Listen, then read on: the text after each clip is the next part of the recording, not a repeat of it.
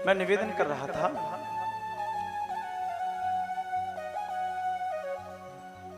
प्रलय को भगवान ने प्रलय को आमंत्रित किया तो अर्जुन ने वो दृश्य देखा। भगवान स्वधाम गए, अर्जुन ने वो भी दृश्य देखा। अर्जुन अपने नगर की ओर आ रहे हैं, अपना वही रथ लेके आ रहे हैं, वही धनुष बाण था। जब नगर में आए, अपने महल में प्रवेश किया तो युधिष्ठिर ने कहा, अर्जुन तुम्हारे मुख पे प्रसन्नता नहीं है, ऐसा क्यों लग रहा है? तुम बहुत परेशान हो, मुख पे मलिनता क्यों है, आंखों में आंसू क्यों है? अर्जुन रो पड़े। अर्जुन ने कहा, सोहम रथिम नत रथ पतिम, मैं वही था, लेकिन आज एक घटना हो गई। मैं वही था, मेरा धनुष वही था, बाण वही थे, रथ भी वही था, लेकिन क्या हुआ कि कुछ भीलों ने आज गोपियों को लूट लिया।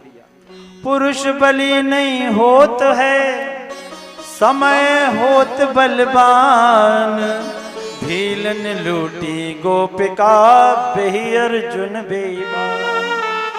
मैं वही था, रथ भी वही था, धनुष बाण भी वही थे, वही मेरा गांडीव था जिससे समरांगण में हाहाकार मची थी, लेकिन आज कुछ भीलों ने गोपिकाओं को लूट लिया और मैं कुछ नहीं कर पाया। जानते हैं भैया क्यों?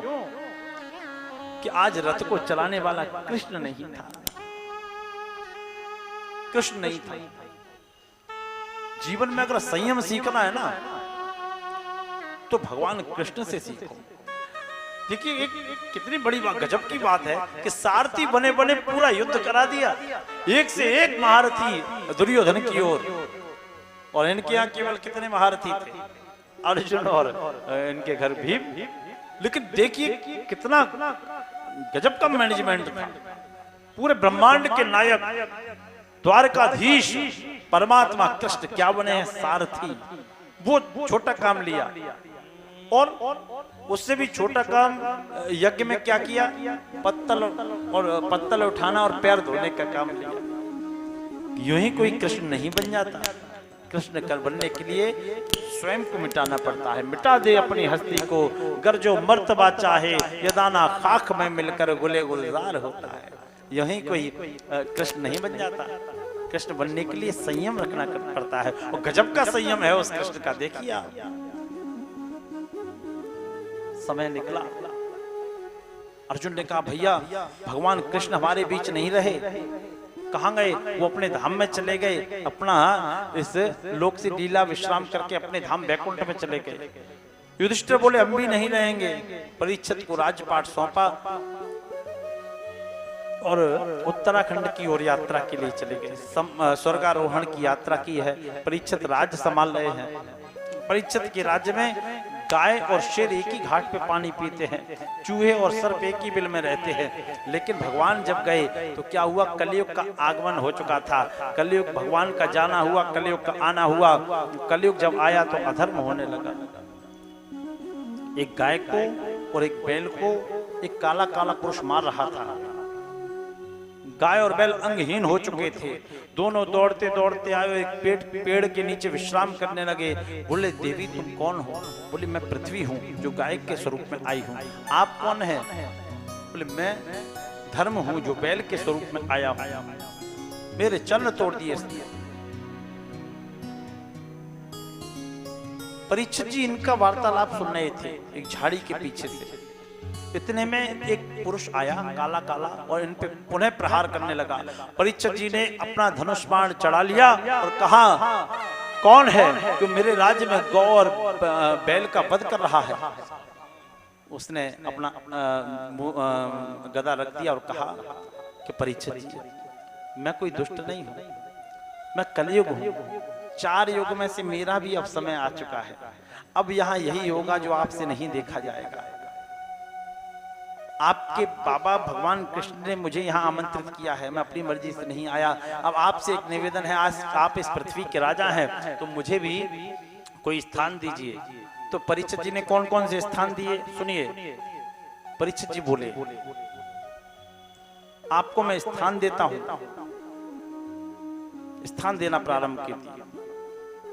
द्यूतम, द्यूत माने द्यूत माने ताश, जुआ। यहां तो कोई गड्डी भी नहीं आती होगी, शुकावाद में कोई जानता ही नहीं है।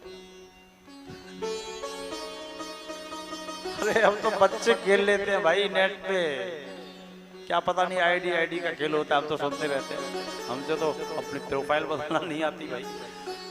द्यूतम पानम, जहां पानम चल रही हो, क्या चल रही हो, जिसको पीने के बाद आदमी ना भूतल पे रहता है ना पाताल में रहता है, पता नहीं कौन से तल पे रहता है। स्त्रिया सुना, जहाँ माताओं के साथ व्यभिचार होता हो, सुना जहाँ मारकाट मची हो। तो कलयुग बोला अरे प्रभु ऐसी जगहों पे तो मैं रहता ही हूँ, कोई अच्छी जगह तो मुझे बताओ। तो बोले कि रजो वैरम च पंचमम, जहाँ अधर्म की कमाई से कमाया हुआ सोना होगा, धातु होगी, तो वहां भी रह सकते हो। और परीक्षित जी उस समय स्वर्ण का ही मुकुट धारण किए थे। तो उसने कहा कलयुग ने कि राजा पे असर नहीं हुआ तो मेरा यहाँ आना बेकार है। मुकुट के द्वारा मस्तिष्क में प्रवेश कर गया। परीक्षित जी का मस्तिष्क उच्चाटित हो गया, क्रोधित हो गए, मन डोलने लगा। आगे चले, देखा कि श्रृंगी ऋषि शमीक ऋषि का आश्रम था। शमीक ऋषि का आश्रम था, वो आश्रम में तपस्या कर रहे थे। बोले महात्मा उठ, मुझे जल पिला। वो नहीं उठे जल, क्यों, तपस्या कर रहे थे। उन्होंने देखा इसका अपमान करना पड़ेगा, ढोंगी महात्मा बैठा है, एक सांप पड़ा था उसको लिया उनके गले में डाल दिया। एक ब्राह्मण बालक यह दृश्य देख रहा था, यह दृश्य परिदृश्य वो ब्राह्मण बालक देख रहा था। जब देख रहा था तो उस ब्राह्मण बालक ने दौड़ लगाई और जहाँ शमीक ऋषि के बेटे श्रृंगी थे वहां पहुंच गया। बोला श्रृंगी तुम्हारे पिता का घोर अपमान राजा परीक्षित ने किया है, उसको दंड दो। श्रृंगी ऋषि ने ना आव देखा ना ताव, हाथ में जल लिया और अभिमंत्रित करके बोले राजन मैं तुझे श्राप देता हूँ।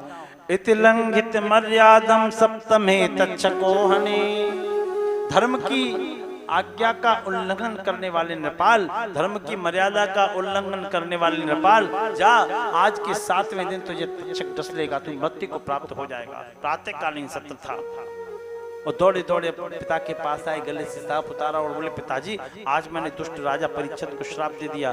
पिताजी बोले तुमने क्या कर दिया? राजा परीक्षित ही तो वो राजा थे जिनके कारण हम पृथ्वी पर निर्द्वंद यज्ञ किया करते थे, अर्चन वंदन किया करते थे। अब तो दुष्टों का साम्राज्य आ जाएगा। वो उनको बुद्धि भ्रष्ट की गई थी। किसने की? बोले कलयुग ने की। अब क्या हो सकता है? अब तो एक ही उपाय है कि उनकी मृत्यु को सुधारा जाए। जीवन में एक बात याद रखना, जीना जीवन सुधर जाए ये महत्वपूर्ण नहीं है, मृत्यु सुधर जाए ये महत्वपूर्ण है। और हमारा सबसे बड़ी कमजोरी क्या है कि हम लोगों को भी जीना तो छोड़ो मरना भी नहीं आया। अगर एक बार मरना आ जाएगा ना तो फिर जीने का चक्कर खत्म हो जाएगा। हम लोगों को मरना भी नहीं आता। कहा था कि मृत्यु उज्जवल करनी चाहिए इसकी। तो मृत्यु कैसे उज्जवल होगी? एक बालक को भेजा, जाओ परीक्षित को संदेश दो कि परीक्षित तुम्हें तक्षक डस लेगा 7वें दिन। वो बालक गया, तब तक परीक्षित जी ने मुकुट उतारा और रख दिया, और मुकुट रख दिया तो वैसे ही उनको याद आया कि मैंने गलत कर दिया। तब तक उस ब्राह्मण बालक ने आवाज लगाई राजन आज के 7वें दिन तुम्हें तक्षक डस लेगा, कुछ उपाय कर सकते हो तो कर लो। परीक्षित जी ने कहा उपाय क्या करना, अब तो सर्वस्व न्यास संन्यास है, अब तो 7 दिन का संन्यास ही ठीक है। तो केले के छिलके की लंगोटी लगाई और सब कुछ छोड़ दिया। वो कोपीन पहन के निकल गए। कहाँ? शुक्रताल की ओर, जिला मुजफ्फरनगर शुक्रताल की ओर। जिला मुख्यालय से 29 किलोमीटर दूर ये तीर्थ है। वटवृक्ष आज भी वहाँ स्थित है, उसको भागवत तीर्थ बोला जाता है। दुनिया के ऋषि मुनियों को पता चला कि राजा परीक्षित को श्राप मिला है, सब दौड़ दौड़ के आए, सब सांत्वना जता रहे। परीक्षित जी बोले क्षमा करना, अगर कोई मुक्ति का उपाय जानता हो, अगर कोई मुक्ति का उपाय जानता हो तो बताइए, अन्यथा मुझे भजन करने दीजिए। इतने में न तो आगच्छ प्रकट भव, श्री सुखदेव भगवान प्रकट हो गए। बोली सुखदेव भगवान की जय हो। सुखदेव भगवान का प्राकट्य हुआ, सभी ऋषि मुनियों ने खड़े होकर उनका अभिवादन किया। तो सुखदेव भगवान बोले आप लोग मेरे पिता की उम्र के हैं, मुझे प्रणाम कर रहे हैं। ऋषि बोले आपको प्रणाम नहीं कर रहे तो किसको कर रहे हैं? धन वृद्धा बल वृद्धा आयु वृद्धा तथैव च कोई धन में बड़ा होता है, कोई बल में बड़ा होता है, कोई आयु में बड़ा होता है, लेकिन ते सर्वे ज्ञान वृद्धा किंकरा शिष्य किंकरा, लेकिन जो ज्ञान में बड़ा होता है वो सर्वोपरि माना गया है। इसमें हम क्या कर सकते हैं? इसलिए आपके ज्ञान को प्रणाम है, आसन दिया गया और प्रार्थना की गई। हर की कथा सुनाने वाले, प्रभु की कथा सुनाने वाले, तुमको लाखों प्रणाम, तुमको लाखों प्रणाम, तुमको लाखों प्रणाम, तुमको लाखों प्रणाम। ओ हरि की कथा सुनाने वाले, आत्म ज्ञान कराने वाले, तुमको लाखों प्रणाम, तुमको लाखों प्रणाम, तुमको लाखों प्रणाम, तुमको लाखों प्रणाम। बोली सुखदेव भगवान।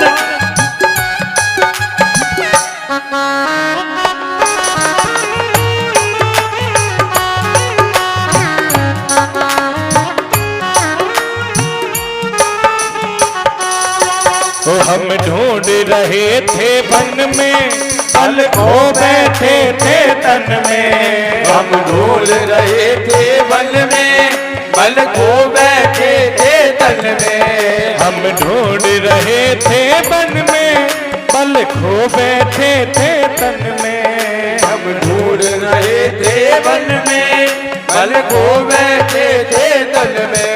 ओ राज बताने वाले, ओ राज बताने वाले, तुमको लाखों प्रणाम, तुमको लाखों प्रणाम, तुमको लाखों प्रणाम, तुमको लाखों प्रणाम। तो हरि की कथा सुनाने वाले, प्रभु की कथा सुनाने वाले, तुमको लाखों प्रणाम, तुमको लाखों प्रणाम, तुमको लाखों प्रणाम, तुमको लाखों प्रणाम।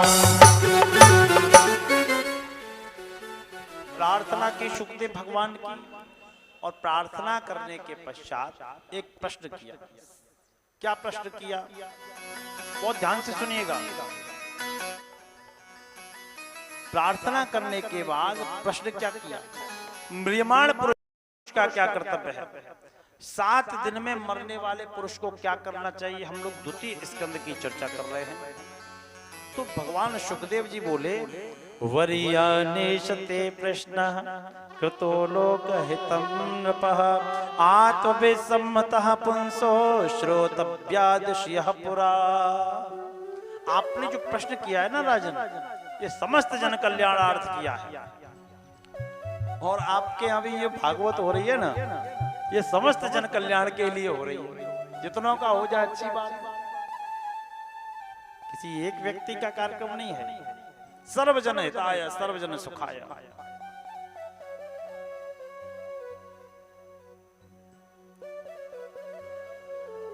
आपने बड़ा उत्तम प्रश्न पूछा है, हम इसका उत्तर देंगे। कहा 7 दिन में मरने वाले व्यक्ति को अपना तन मन धन भगवान को अर्पित कर देना चाहिए। तो परीक्षक जी ने पूछा, एक बात समझ में नहीं आती, व्यक्ति अपना तन अर्पित कर देगा, धन भी कर देगा, लेकिन मन अर्पित नहीं होता। मन की बड़ी विडंबना है। मन कैसे अर्पित हो? क्योंकि मन तो मरीचिका में घिर जाता है ना, ये हो जाए, वो हो जाए, वो हो जाए। देखा ना, दादी कहती है कि लड़के की शादी हो जाए, फिर बोलती है नाती की हो जाए, पोते की हो जाए, फिर कहती है नहीं इसके बेटे की और हो जाए। ये इच्छाएं जो प्रबल होती है ना, इनका कोई तोड़ नहीं है। तो मन कैसे अर्पित होगा? तो मन अर्पित करने के लिए एक सूत्र बताया, सुनेंगे आप लोग? सुनेंगे? बस एकदम शांत होकर सुनिए। जितासनो जित श्वासो, शाब्दिक अर्थ है। श्लोक बहुत भागवतकार ने गजब के श्लोक लिखे। जितासनो जित श्वासो जित संघो जितेंद्रिय। पहले पहले अपने जितासनों, अपने आसन पर विजय प्राप्त करो। तो आसन पे विजय प्राप्त कैसे होगी? तलवार से तो होगी नहीं न मिलिट्री को बुला के होगी। कैसे होगी? अपने आसन पर विजय अपने संयम से होगी। आसन का मतलब ये नहीं कि बेड सीट वाला आसन, कंबल वाला आसन, ना। आसन का अर्थ है हमारी एक प्रकार की बैठक। जैसे हम इस आसन पे बैठे हैं, भैया सुनो, जैसे हम इस आसन पे बैठे हैं या आप लोग बैठे हैं, तो एक आसन पर हम कितनी देर बिना हिले डुले बैठ सकते हैं? जब हिलेंगे तभी तो मन एकाग्र होगा ना। पद्मासन हो, सुखासन हो, वज्रासन हो, कोई भी आसन हो, हम कैसे बैठ सकते हैं? जैसे हमें आप इतने घंटे ऐसे, चाहे जितने घंटे बिठाए रहो हम बैठे रहेंगे, लेकिन आप चाहे 15 लाख का सोफा ला दो, हमारी आदत इतनी खराब है कि धीरे धीरे पहले एक पैर ऊपर आएगा, फिर दोनों ऊपर आ जाएंगे। आदत नहीं है ना। अब आप चाहे कुछ भी समझो, वो बैठक है ना अपनी, नहीं बैठा जाता। गाड़ी में बैठेंगे तो दोनों पैर ऊपर आ जाएंगे, क्योंकि वो आसन बन चुका है ना, सिद्ध हो चुका है। चाहे जितनी देर ऐसे बैठे रहेंगे, नो डाउट, कोई दिक्कत नहीं। तो सबसे पहले व्यक्ति को आसनों पे विजय प्राप्त करनी चाहिए। फिर जितासनो जित श्वासो, फिर अपनी सांसों पे विजय प्राप्त करें। ये मेडिकल साइंस का सब्जेक्ट आ गया, बहुत ध्यान से सुनना, पढ़ने लिखने वाले बच्चे भी बैठे हैं। जित श्वासो, श्वास क्या होता है? सांसें। फिर अपनी सांसों पे विजय प्राप्त करेंगे। वो कैसे होंगे? वो भी लड़ाई झगड़े से नहीं होंगी। तो कैसे होंगी? संयम से और नियम से। संयम से और, एक बार ध्यान से बोलो, संयम से और। वो कैसे होगा? वो ऐसे होगा कि एक जीवात्मा, मनुष्य या जीव एक दिन में 21,600 सांसें लेता और छोड़ता है। कितनी? 21,600 सांसें लेता और छोड़ता है। ठीक, तो इसका मतलब है कि ऊपर से सांसें मिली हैं हमें, भगवान ने सांसें दी हैं। अब ये बात अलग है कि हम कितनी सांसें इकट्ठी कर पाते हैं और कितनी निकाल देते हैं। जैसे कुत्ता होता है, कुत्ता देखा है कुत्ता होता है ना, उसको आपने भागते हुए देखा होगा। भागता है, बिना मतलब का भागेगा, और भागेगा तो जीभ निकाल के अपनी सांसें बाहर निकालता है। हांफता है कि नहीं हांफता? सांसें बाहर निकालता रहता है। इसका मतलब उसकी सांसें वेस्ट हो रही है, बेकार हो रही है। शेर होता है, शेर दहाड़ता है, और एक दहाड़ इतनी खतरनाक होती कि हजारों लाखों सांसें उस दहाड़ में निकल जाती है। देखा ना, आदमी बोलने के बाद थक जाता है, सांसों का ही तो जाना और आना होता है, वो आदमी थक जाता है। तो लेकिन हाथी बहुत फूक फूक के कदम रखता है, एक एक सांस गिन गिन के लेता है। तो हाथी 100 साल चलता है, और शेर और कुत्ते 12-13 पे सीताराम हो जाता है इनका। बेटा शांत। तो सांसें ऊपर से मिली हैं। बुजुर्ग लोग कहते थे ना, खाओ पियो छको मत, बोलो चालो थको मत। तो कभी भी हमें सांसें बेकार नहीं करनी। तो वो कैसे रुकेंगी? उसका उपाय क्या है? तो उपाय भी बता रहे हैं। क्या? मौन रहना सबसे बड़ा उपाय है। मौन के फायदे, मौनम कलहो नास्ति। मौन रहने से घर में कलह नहीं होगी। सुन लो, दोनों डिपार्टमेंट बैठे, शांति। मौन रहने से घर में कलह नहीं होगी। अच्छा, जब चुप ही रहोगे तो कलह कैसे हो जाएगी? ना, आप एक कहोगे, उधर से 2 आएंगी, फिर इधर से 4 जाएंगे, उधर से 8 आएंगी, तो वो काम ही मत करो ना। मौनम कलहो नास्ति। फिर मौन रहने से और क्या फायदा? अब आ गया आध्यात्मिक फायदा। जो व्यक्ति सुबह शाम 3-3 घंटे मौन रहता है, उसकी वाणी संयमित हो जाती है और ओजस्वता तेजस्वता उसके अंदर अपने आप आ जाती है। जो व्यक्ति कई वर्षों तक लगातार मौन रहता है, वो उसको वाक सिद्धि प्राप्त हो जाती है, यानी कि वो जो कहता है वो हो जाता है स्वयं। ये मौन रहने के फायदे हैं। तीसरा आया जित संघो जितेंद्रिय। फिर अपनी संगति पे विजय प्राप्त करनी चाहिए। अब ये पॉइंट सुनने लायक है, सुनो। संगति पे विजय प्राप्त कैसे होगी? संगति दो प्रकार की होती है, एक सत्संगति, एक सठ संगति। सत्संगति कौन सी है? जो हम और आपकी हो रही है, या अच्छे लोगों में बैठना उठना होता है। कथा भागवत का नाम ही सत्संग नहीं होता, अच्छी चर्चाएं होना, सुनना, कहना, ये भी सत्संग होता है। तो सत्संग उसको कहा जाता है। तो सत्संग और सत्संग दो प्रकार के संग बताए। तो सत्संग और सत्संग में अंतर क्या है, इसे समझ लो।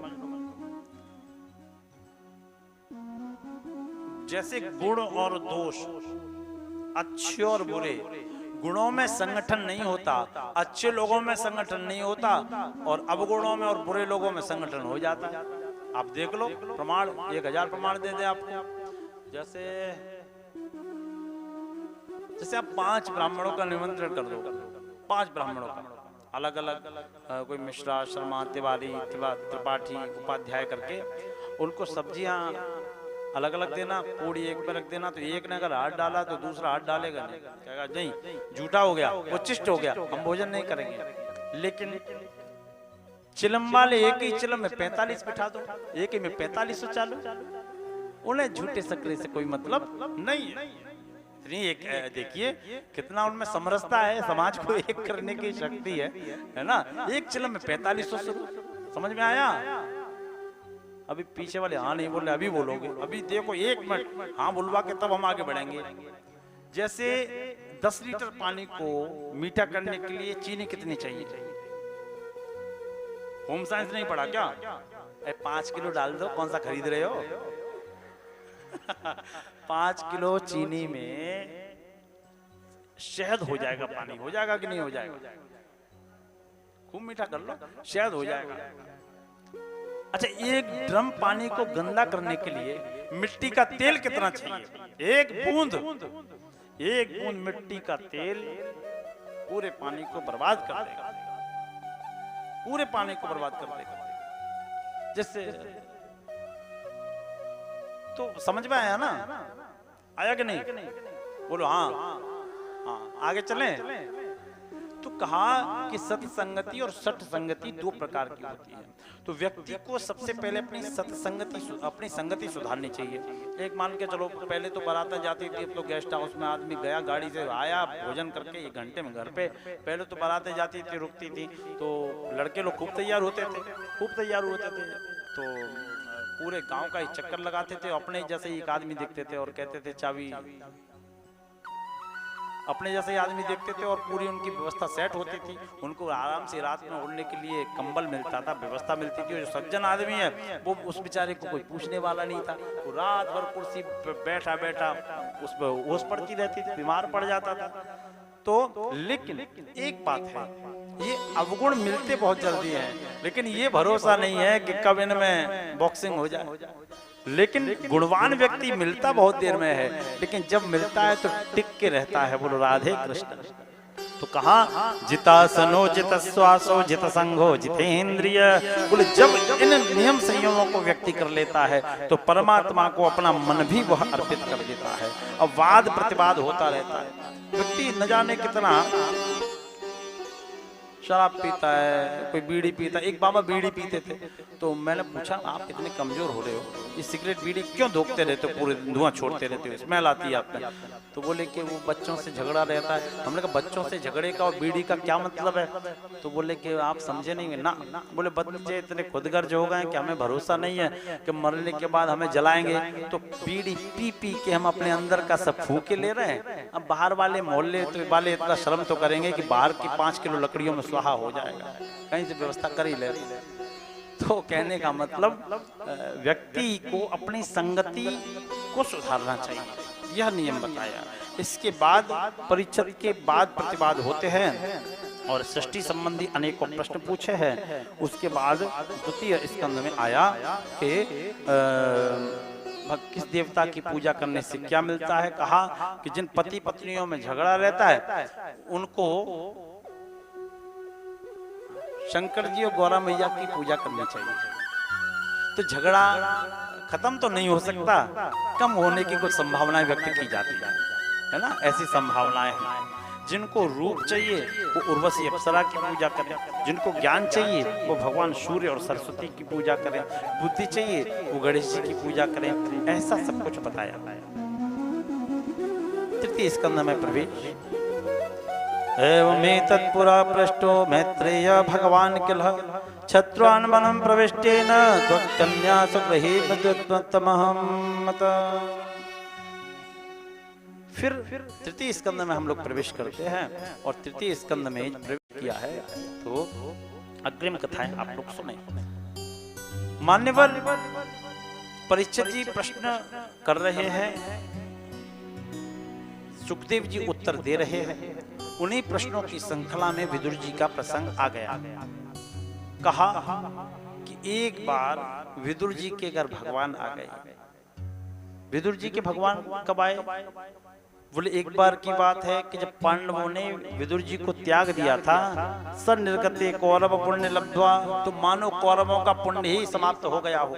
जब निकाल दिया तो विदुर जी एक केले के वन में कुटिया बना के रहने लगे, गुजर बसर करने लगे। उस समय भगवान कृष्ण का हस्तिनापुर आगमन हो रहा था। विदुर जी बोले कि उस दिन भगवान कृष्ण आएंगे तो मैं उनके दर्शन करने जाऊंगा। विदुरानी बोली, अरे तब तो आप महलों में रहते थे व्यवस्था में, अब आपको इतना बड़ा आदमी कैसे दर्शन दे देगा? ना, घर पे बैठना चुपचाप। अरे देवी तुम उसका नहीं को नहीं जानती, वो मुझे दर्शन देगा, मैं उसके दर्शन करूंगा। समय आया, भगवान शांति दूत बन के आए हैं। शांति दूत बन के आए, रथ रुका है, तोरण आदि से दिव्य द्वार सजाए गए हैं, दुंदुभियां बजी हैं, नक्काड़े बजे हैं। दुर्योधन ने भगवान की आवभगत की है, स्वागत किया है। भगवान ने दुर्योधन से वार्ता की है, दुर्योधन 5 गांव उन पांडवों को दे दो, युद्ध टल जाएगा। दुर्योधन बोला, सुई की नोक के बराबर नहीं दूंगा, चाहिए तो युद्ध करें। भगवान ने कहा, भरत वंश की परंपरा को इस नासमझ योद्धा की महत्वाकांक्षाओं पे बलि नहीं चढ़ाया जा सकता। भीष्म पितामह इसको समझाइए। बोले मुझे तो युद्ध चाहिए। भगवान बोले, तूने युद्ध की भीषिकाएं नहीं देखी, लाखों बेवाएं हो जाएंगी, करोड़ों बच्चे अनाथ हो जाएंगे। ये युद्ध कोई साधारण युद्ध नहीं होगा, जो भी हो मुझे युद्ध चाहिए। भगवान ने कहा ठीक है, युद्ध हो 5 ही गांव दे दो बसर के लिए, और बात है योद्ध की वो तो टल जाएगी। बात है योद्ध की वो तो टल जाएगी। 5 ही गांव दे दो, दे दो, दे दो, 5 ही गांव दे दो बसर के लिए। बात है योद्ध की वो तो टल जाएगी। बात है योद्ध की वो तो टल जाएगी। बात है योद्ध की वो तो टल जाएगी। मरना कहना है ये, मरना कहना है ये, मरना कहना है ये, शांति दूत का।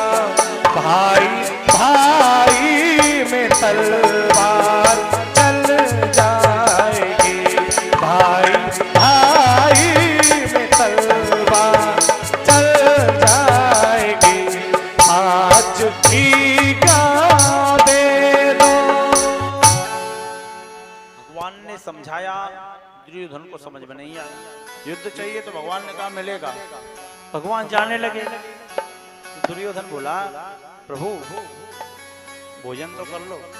भगवान ने कितना अच्छा उत्तर दिया है। किसी को अभिमान के वशीभूत होकर भोजन नहीं कराना चाहिए। भगवान ने कहा, दुर्योधन भोजन 2 ही स्थितियों में होता है, या तो करने वाला भूखा हो या कराने वाले के मन में श्रद्धा हो, और यहाँ दोनों ही बातें नहीं है। न तो मैं भूखा हूं न तेरे मन में श्रद्धा है। और तीसरी बात यह है, आज काका विदुर के घर मेरा निमंत्रण है, विदुर जी की ओर इशारा कर दिया तो विदुर जी बोले मैंने तो इसका निमंत्रण ही नहीं किया, मुझे ये आदमी मिले ही नहीं, बड़ा बेकार आदमी है, जबरदस्ती आ रहा है, अपने खाने का तो हिल्ला नहीं है। दुर्योधन बोला कि तुम्हारी उनसे भेंट कब हुई? अरे मैं द्वारिका में था तो इनका पत्र गया, भगवान ने रथ हाँक दिया। विदुर जी बोले आ भी जाएगा, इसका भरोसा नहीं है। अब तब तो लाला था, अब बड़ा आदमी है तो बड़े आदमियों जैसी व्यवस्था। तो इस ग्वाले के घर गए तो मक्खन इकट्ठा किया, उसके घर से गए तो लड्डू लाए, चूरमा के, बेजर की रोटियां लाए, मिश्री लाए, न जाने क्या क्या उन्होंने स्वागत सामग्री एकत्रित की।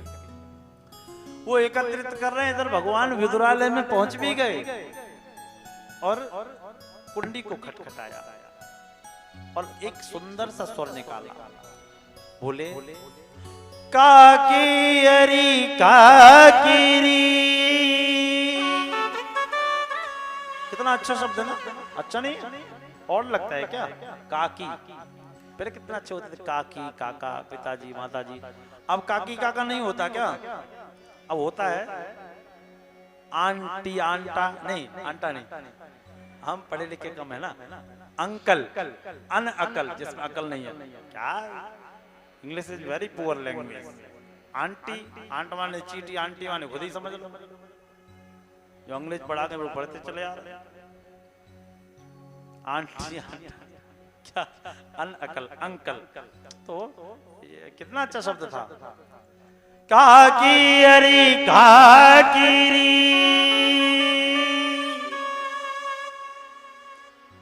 बचन अनमोल सुन ध्यान सब उचटी गयो। जैसी काकी ने ये काकी शब्द सुना, स्नान कर रही थी तो स्नान से ध्यान भंग हो गया। नगन उठ धाई ब्रजराज जू की बानी सुन, सम्मुख देखो तो प्रेम वह प्रकट भयो।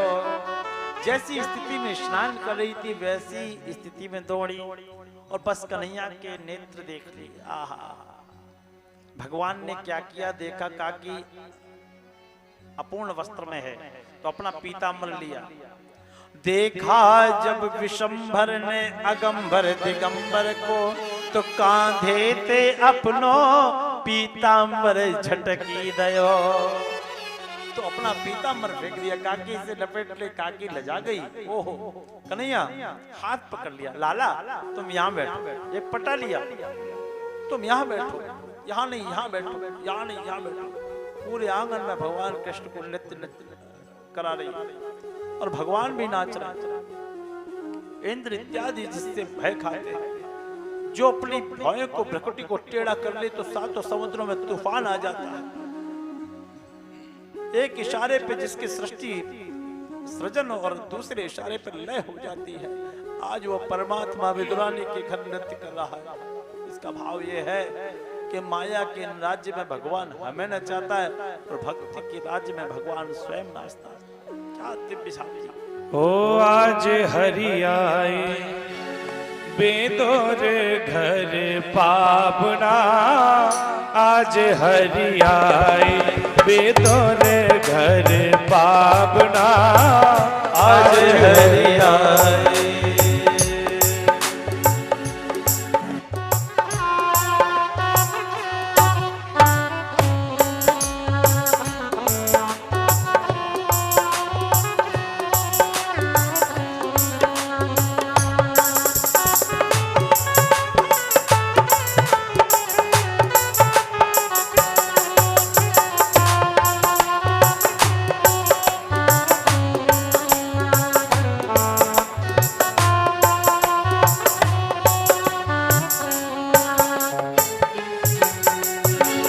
बेदुर नहीं घर थी बिदुरानी, बेदुर नहीं घर थी बिदुरानी, आवत देखे सारंग पानी, आवत देखे सारंग पानी, फूली अंग सना बिन चिंता,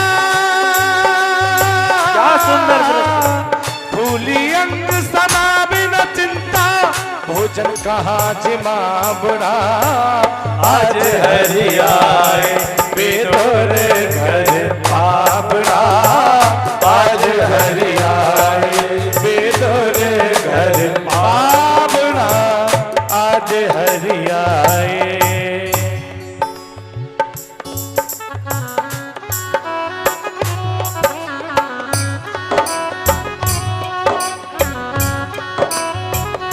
क्या सुंदर झाल। हे गोविंद, हे मधुसूदन, एक बार जोर से बोलो। बांके बिहारी लाल की, राधा रानी सरकार की, श्री राधे श्याम।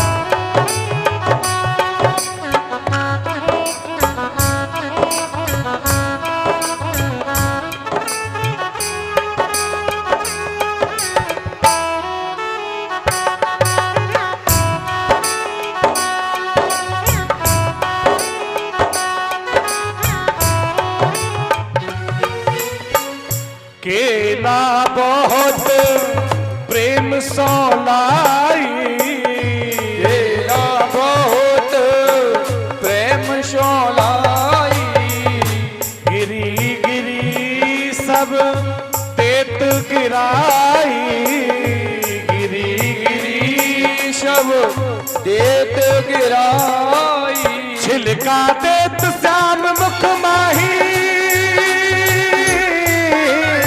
छिलका देत श्याम मुख माही लागे बहुत सुहावना आज हरियाए बेदोर घर बाबड़ा आज हरियाए बेदोर घर बाबड़ा आज हरियाए।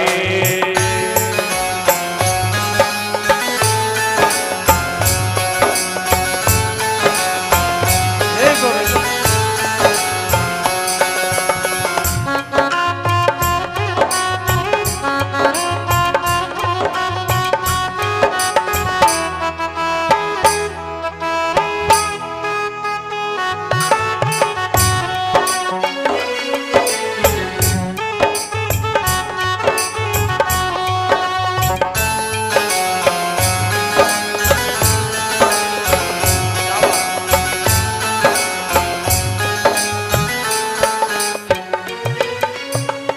इतने माही विदुर जी आए इतने माही विदुर जी आए खारे खोटे वचन सुनाए खारे छोटे वचन सुनाए छिलका देख श्याम मुख माही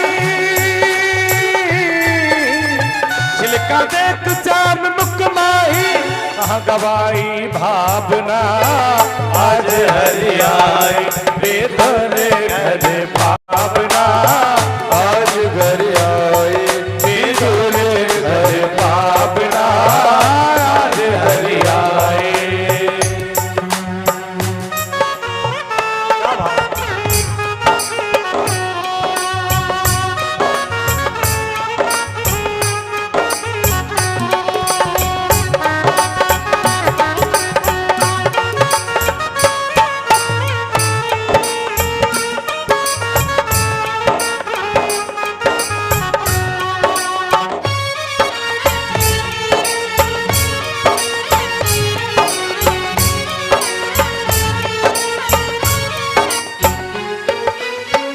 माखन लिया विदुर कर माही माखन लिया विदुर कर माही पेड़ा देत श्याम मुख माही पेड़ा देत श्याम मुख माई कहे कृष्ण है सुन लो काका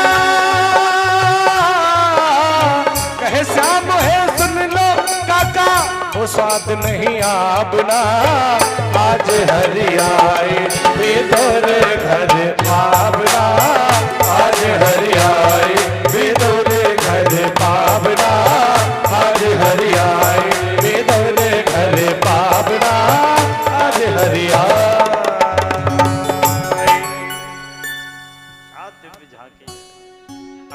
ब्रह्मांड नायक, तो सृष्टि को लय करने की क्षमता एक से दूसरे पल में रखता है।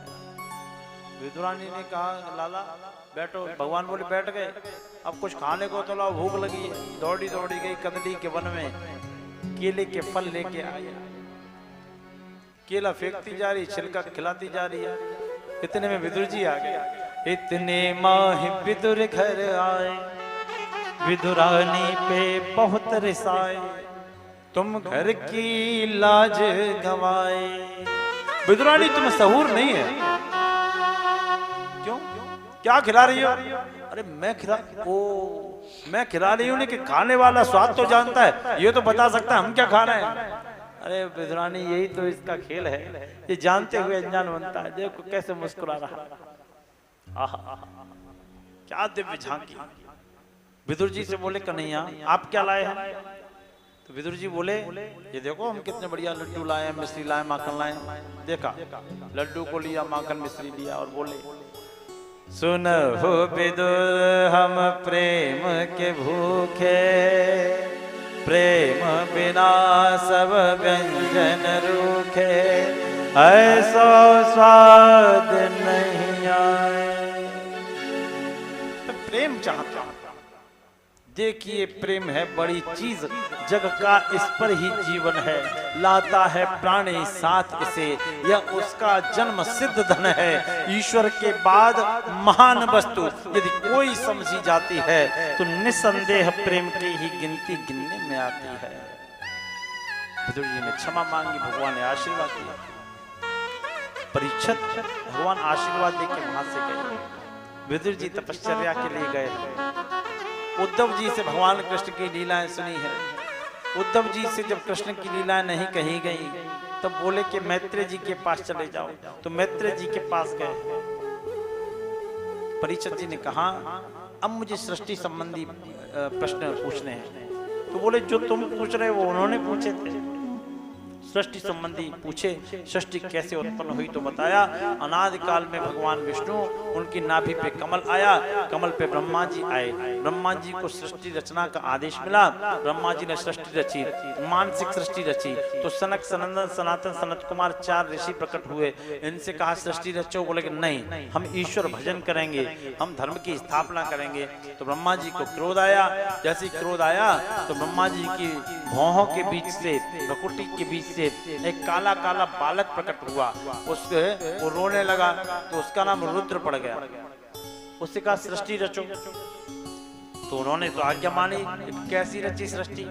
सृष्टि में सांप, बिच्छू, कांतर, ये जहरीले जीव जंतु रचना शुरू कर दिए। मनुष्य एक भी नहीं रचा। तो उनको रोका गया कि आप रचोगे तो संसार में यही दिखेंगे, मनुष्य तो दिखेगा ही नहीं। बोलो राधे कृष्ण। फिर सृष्टि, मानसिक सृष्टि रची। तो क्या कौन कौन हुआ? 10 पुत्र हुए। मरीच, अत्रि, अंगिरा, पुलह, पुलस्त, पुला, ऋतु, भृगु, वशिष्ठ, दक्ष और नारद। ये हुए। इसके बाद मनु महाराज और शत्रु का प्रकट। मनु महाराज की 3 कन्याएं हुई, आकुति, देवहूति और प्रसूति। आकुति का विवाह रुचि प्रजापति के साथ, देवहूति का कर्दम ऋषि के साथ और प्रसूति का दक्ष प्रजापति के साथ विवाह हुआ।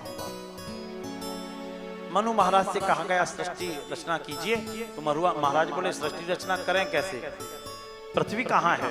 तो पृथ्वी कहाँ है कि उन दिनों एक दैत्य होता था हिरणाक्ष।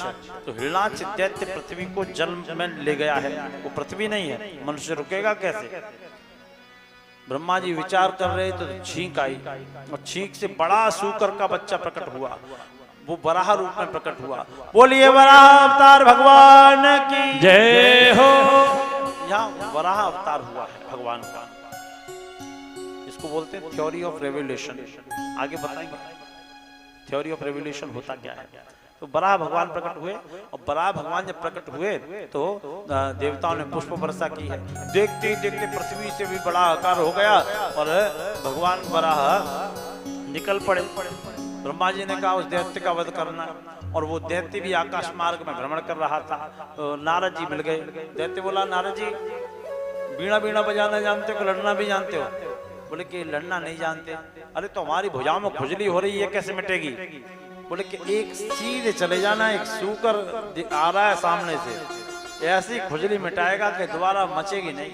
अच्छा, चले गए और टकरा गए भगवान ने उठा के पटक दिया, उसकी कोख को फाड़ दिया और इतने तेज वेग से समुद्र में प्रवेश किया कि समुद्र की भी कुक्षी फट गई और पृथ्वी को अपनी दाढ़ों पे, सूकर की दाढ़ें होती है ना, जंगली सूकर की दाढ़ें, रख के जल पे स्थापित कर दिया। अब परीक्षित जी ने पूछा, ये सूकर कौन था, ये दैत्य कौन था, ये हमें बताओ। तो भगवान ने बताना सुखदेव जी ने बताना प्रारंभ किया कि भगवान नारायण के दो द्वारपाल थे, जय और विजय। याद रखना, अभी प्रश्न होगा, कौन थे? जय और ठीक, जय और विजय थे, याद कर लेना, अभी चर्चा होगी इस बात पे। जय और विजय भगवान के द्वारपाल थे। सनक सनंदन सनातन जो ब्रह्मा जी की 4 ऋषि सबसे पहले प्रकट हुए थे, उनका मन आया कि आज हम विष्णु भगवान के दर्शन करने बैकुंठ में जाएंगे।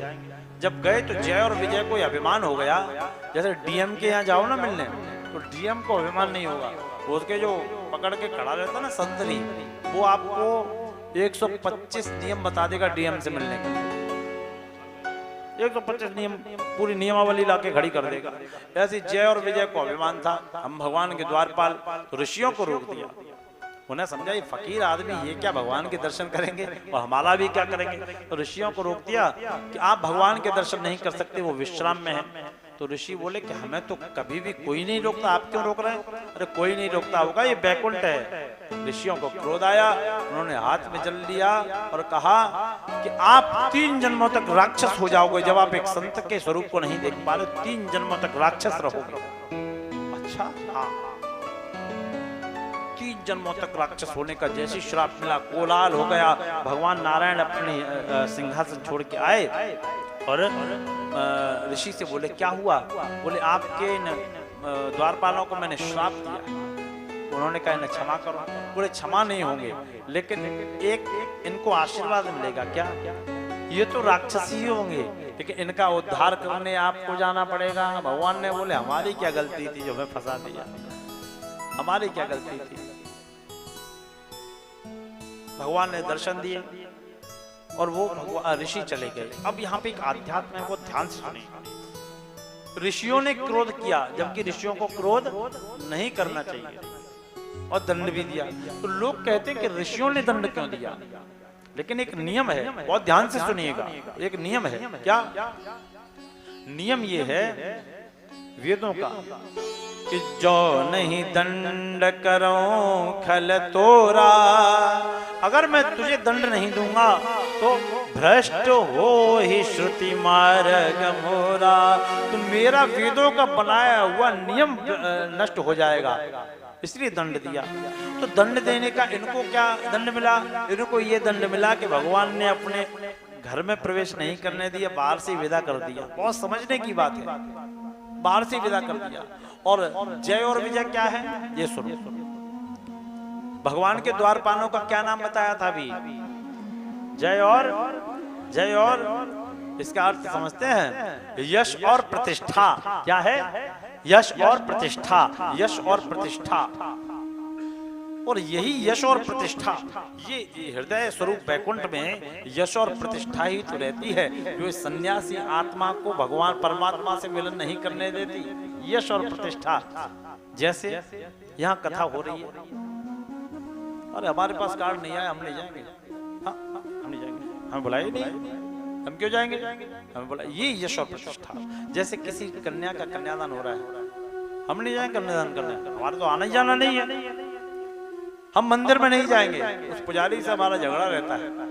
यश और प्रतिष्ठा, ये यश और प्रतिष्ठा ही जय विजय है। जहां ये यश और प्रतिष्ठा टकरा जाते हैं तो परमात्मा का दर्शन हमें बाहर से ही हो जाता है। परमात्मा अपने हृदय में हमें स्थान देता ही नहीं है। समझ में आ गया? बोली भक्त वत्सल भगवान की। तो पहले जन्म में हिरणाक्ष और हिरण्यकश्यप, कश्यप ऋषि और अदिति मैया के गर्भ से प्रकट हुए हिरणाक्ष और हिरण्यकश्यप। दूसरे जन्म में रावण कुंभकर्ण, तीसरे में शिशुपाल और दंतवक्त बने। ये इनका कथानक है। इसके बाद सृष्टि रचना आगे चली। जब सृष्टि रचना आगे चली तो परीक्षित जी ने प्रश्न किया, प्रभु अब आप हमें यह बताओ, जो मनु महाराज की कन्याओं का वंश वर्णन कर दो। तो कहा कि सुनिए, मनु महाराज की जो देवहूति नाम की कन्या थी ना, उसका विवाह कर्दम ऋषि से हुआ था। बड़ा ज्ञानवान कथा है, बहुत ध्यान से सुनना, पूरी आध्यात्म से ओतप्रोत। देवहूति का विवाह किससे हुआ? कर्दम ऋषि से। लेकिन कर्दम महाराज ने एक प्रतिज्ञा की थी, जिस दिन एक पुत्र उत्पन्न हो जाएगा उस दिन मैं संन्यास ले लूंगा। विवाह होके आया और जैसे अपनी कुटिया में आए तो कर्दम जी की समाधि लग गई। अब देवहूति आई तो वो उनकी सेवा करने लगी। देवहूति ने सेवा करना प्रारंभ कर दी, गीले कपड़े से उनके बदन को पोंछती, उनके बदन को साफ करती, उनकी व्यवस्था करके रखती। कई वर्षों बाद जब समाधि टूटी तो कर्दम ऋषि वृद्ध हो गए और सामने वो वृद्धा हो गई। कहा, देवी आप कौन? बोले, आपने मुझे नहीं पहचाना ना, 40 वर्ष पहले आप मुझे विवाह करके इस घर में लाए थे, मैं आपकी पत्नी हूं। ओह, बड़ा अनर्थ हो गया। देवी एक दिव्य विमान बनाया, उसमें सरोवर बनाया, उसमें स्नान किया, दोनों को युवावस्था प्राप्त हुई और सृष्टि रचना प्रारंभ की। तो भगवान की करनी देखो, पहले 9 कन्याएं उत्पन्न हुई। कितनी? 9 कन्याएं उत्पन्न हुई।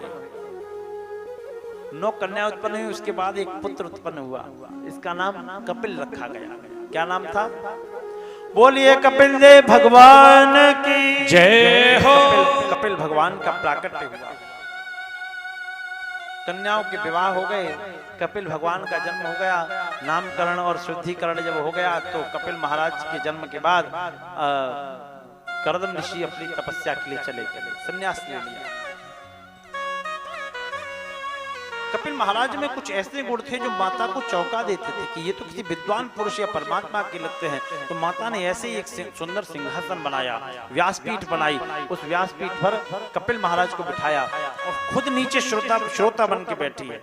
यहाँ ये प्रमाण मिलता है कि व्यासपीठ के बाद सारे रिश्ते नाते भंग हो जाते हैं, क्योंकि व्यासाय विष्णु रूपाय, व्यास विष्णु का स्वरूप होता है। न कोई पिता होता है, न पुत्र होता है, न मित्र होता है, न भाई होता है, न पति होता है, न पिता होता है, कोई रिश्ता ही नहीं रहता। वो केवल व्यास स्वरूप, भगवान नारायण का स्वरूप होता है।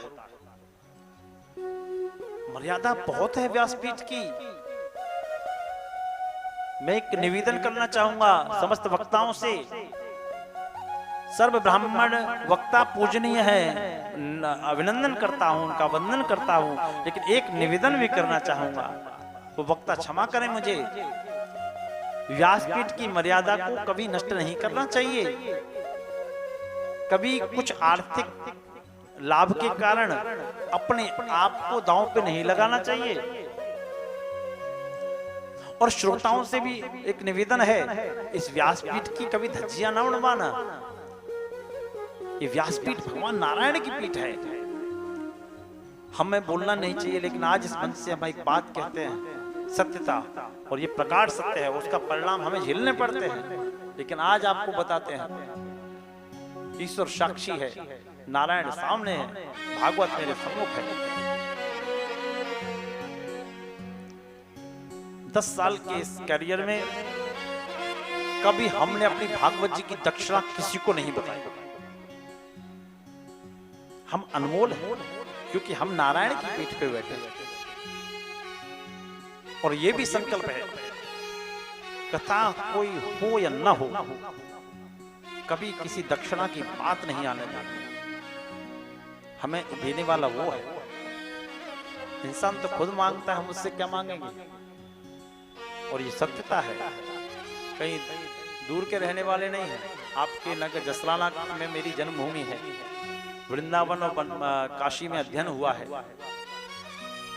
वृंदावन में आश्रम भी निर्माण कार्य चल रहा है, अनाथ आश्रम की तैयारी है श्री किशोरी कृपा चैरिटेबल ट्रस्ट द्वारा।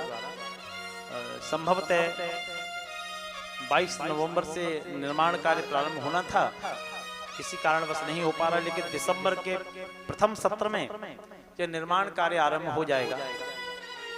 तो आपके पास के ही हैं, कहीं दूर के नहीं। 1000 पर्चे निकलेंगे शिकोहाबाद, पर्चे ही पर्चे हैं लोगों से। अगर निकालेंगे घर घर में पर्चे निकलेगा। लेकिन ये सत्यता है। तो मैं अपने साथियों से निवेदन करूंगा कि कभी अपनी दक्षिणा के लिए कथा नहीं करना। लेकिन एक बात है, कथा का यज्ञ का मतलब होता है विवाह है या दृशम वित्तम तादृशम परिकल्पित। एक कन्या के विवाह में जितना खर्च होता है, कथा के अंतर्गत भी उतना ही खर्च होता है। उसका कारण क्या है कि कथा सर्वजन हिताय होती है। अपने समस्त इष्ट मित्रों को, जानने वालों को, अनजान लोगों को, सबको निमंत्रण देना चाहिए। आइए कथा सुनिए, उनकी उत्तम व्यवस्था होनी चाहिए। ये एक अलग विषय है। तो मेरा श्रोता और वक्ताओं से निवेदन है, कृपया इस व्यासपीठ की थोड़ी सी मर्यादा बनाए रखें। बोलो राधे कृष्ण। आइए, मैं निवेदन कर रहा था, व्यासपीठ पे बिठाया और प्रश्न किया, बड़ा दिव्य प्रश्न। बोले, व्यास महाराज, क्या जीव जन्म लेने से पहले वैकुंठ में सुखी रहता है? ये बहुत शुद्ध भाषा करके हम आपको परोस रहे हैं। क्या व्यक्ति तब सुखी रहता है, या व्यक्ति गर्भ में आने के बाद सुखी रहता है, या संसार में आने के बाद सुखी रहता है, कि संसार से चला जाता है तब सुखी रहता है? और व्यक्ति का आवागमन होता कैसे है, इसका कारण ये बताओगे आप हमें? तो बताना प्रारंभ कर दिया। आप लोग सुनेंगे? दिल दिमाग लगा के सुनिए। अरे सुनो, बत्ती सेट नहीं हो पा रही, सुन लो। देखो देखो, तभी तो कहते हैं सुने, प्रारंभ करें। सुनिए दिल दिमाग लगा के। इस कथा ने मेडिकल साइंस को भी चुनौती दे दी। ये कथा प्रारंभ होती है, कपिल जी ने अपना उद्बोधन प्रारंभ किया और कहा, कर्मणा देव नेत्रेण जंतुर्देहोपपत्तये स्त्रिया प्रविष्ट उदरम पुंसोरेतः कणाश्रय। मैया, पहली रात्रि में जब प्रकृति और पुरुष का संसार के द्वारा संयोग होता है, तो प्रकृति पुरुष के संयोग से कर्मणा देव नेत्रेण जंतुर्देहोपपत्तये स्त्रिया प्रविष्ट उदरम, जब जीवात्मा अपनी माता के गर्भ में प्रवेश करता है तो कैसा होता है? कललम तो एक रात्रेण पंचरात्रेण बुधबुधम, पहली रात्रि में कलल होता है, 5 रात्रि बीतने पर पानी के बुलबुले के समान होता है। फिर दशाहेन तो करकंधो, 10वीं रात्रि जब बीतती है तो वो जीव करकंदू बोलते बेर को, तो बेर की गुठली के समान होता है। इतना वजन और इतना ही आकार हो जाता है। दशाहेन तो करकंदो मांसेन तो सुरो, और 1 महीने में उस व्यक्ति का सिर बनता है, सिर की रचना होता है। द्वाहियाभ्या अंग विग्रह, और दूसरे महीने में उसके बाहर के अंग, हाथ की उंगलियां, कान, नाक इत्यादि निकलना प्रारंभ हो जाते हैं। मांसेन शिरो द्वाहियाभ्या अंग विग्रह नकलो मासित चर्माणि लिंग छिद्रो भविस्त्रभि, नखून, मांस, चमड़ी, ये तीसरे महीने में आती है। और एक और बात, 3 महीने से पहले कोई भी डॉक्टर, वैज्ञानिक, मनीषी, मन से कल्पना करने वाला कोई भी व्यक्ति ये नहीं बता सकता इस गर्भ से पुत्र होगा या पुत्री। 3 महीने के बाद कोई भी बता देगा इसके गर्भ से क्या आएगा। 3 महीने के बाद उस जीव को स्त्री या पुरुष का चिन्हादि बनता है। यह वैज्ञानिक संरचना है जो कपिल महाराज ने भी बताई। इसके बाद कहा, षड्वीर्जन पंचविधात्वा सप्तः, पंचवी चतुर्विध धातुआ सप्तः, पंचवी चतुर्युद्भवा, 4थे महीने में उसकी 7 धातुएं, मज्जा, पीव इत्यादि 7 धातुएं होती हैं, वो बलिष्ठ होती हैं। और 5वें महीने में चतुर्युद्भवा, वो जीव अपनी मैया के गर्भ के झिल्ली से चिपक जाता है। षड्वीर्जना युतावीता कुच्छो भ्रमति दक्षिणा, 6वें और 7वें महीने में वो जीव अपनी मैया के गर्भ में इधर से उधर भ्रमण करने लगता है। फिर समय व्यतीत होता जाता है। 8वें महीने में उसका नारायण से साक्षात्कार होता है। नारायण कहते हैं तुम सुखी हो, व्यक्ति जीव बोलता है मैं बहुत दुखी हूँ, इस मलमूत्र के ढेर से प्रभु मुझे निकालो। मैं कुछ भी करूंगा, आपकी दिन रात सेवा पूजा करूंगा, झूठ नहीं बोलूंगा, आपको मेरी कोई शिकायत ही नहीं मिलेगी, मुझे निकालो। भगवान बोले कि तुम हर बार यही कहते हो और हर बार यही हम सुनते हैं, सुनते सुनते हम परेशान हो गए हैं, इसलिए नहीं निकालेंगे। प्रभु एक बार निकाल, एक बार निकाल, क्षमा किया। 9वें महीने में प्रसूति का नाम की वायु को आदेश दिया, उसने बालक को गर्भ से बाहर किया। अब वो नारायण चतुर्भुजाधारी भगवान नारायण से वार्ता कर रहा था। अब जैसे ही पृथ्वी पर गिरा तो देखा न यहाँ न वहाँ, वो कहाँ जिससे मैं बात कर रहा था। इतने में घर की माता ने बर्तन बजा दिया। जैसे ही बर्तन बजाए वैसे ही क्या हुआ कि उस बालक के कान में माया प्रवेश कर गई। भूमि परत बाडावर पानी और जिम जीव माया लपटानी। माया का प्रवेश हो गया उसमें। जब माया का प्रवेश हो गया तो वो परेशान हो, वो बालक बड़ा होने लगा। 5 वर्ष का हुआ, अब तो 3 साल के बच्चे के पीठ पे बैग लाद दिया जाता, चल बेटा स्कूल। स्कूल चले हम, स्कूल चले तो स्कूल चला। अब स्कूल चला तो धीरे धीरे स्कूल की वृद्धि हुई। 10 साल का हो गया तो और वृद्धि हुई। तो मैया ने कहा कि बेटा सूर्य को अर्घ दिया कर। अभी क्या हम बुढ़े हैं ना, ये बुढ़ों का काम है, हम जवान है। और बड़ा हुआ, बेटा सरस्वती माता को प्रणाम करके स्कूल जाया करो। ना क्या होता है भगवान, कोई भगवान भगवान नहीं, हम में हम करता रहता है आदमी। और फिर कहा कि कुछ कर लो ना। फिर तो उमर ने भी इशारा कर दिया। उमर ने कहा 19 कितनी हुई, एक बार बोलो ना, 19 अरे 19 ईश्वर को याद कर ले। 20 वही जिनको देख रहा था। 21 एक ईश्वर ही है। 22 वही ईश्वर जिन्होंने गर्भ में तेरी रक्षा की थी। कहाँ मिलेंगे? 23 तेरे अंदर। तब नहीं माना। बीटेक हो गया, एमटेक भी हो गया, सिक्किम मणिपाल से बढ़िया जॉब कर रहा है, 30 लाख का पैकेज आ रहा है, बढ़िया शादी हो गई। शादी के बाद बच्चे भी हो गए, बच्चे भी हो गए, बच्चे भी बड़े हो गए, बच्चों की भी शादी हो गई। अब उमर ने फिर इशारा कर दिया, फिर घंटी बजाई, बेटा 50 हो गई, अब मान जा 51।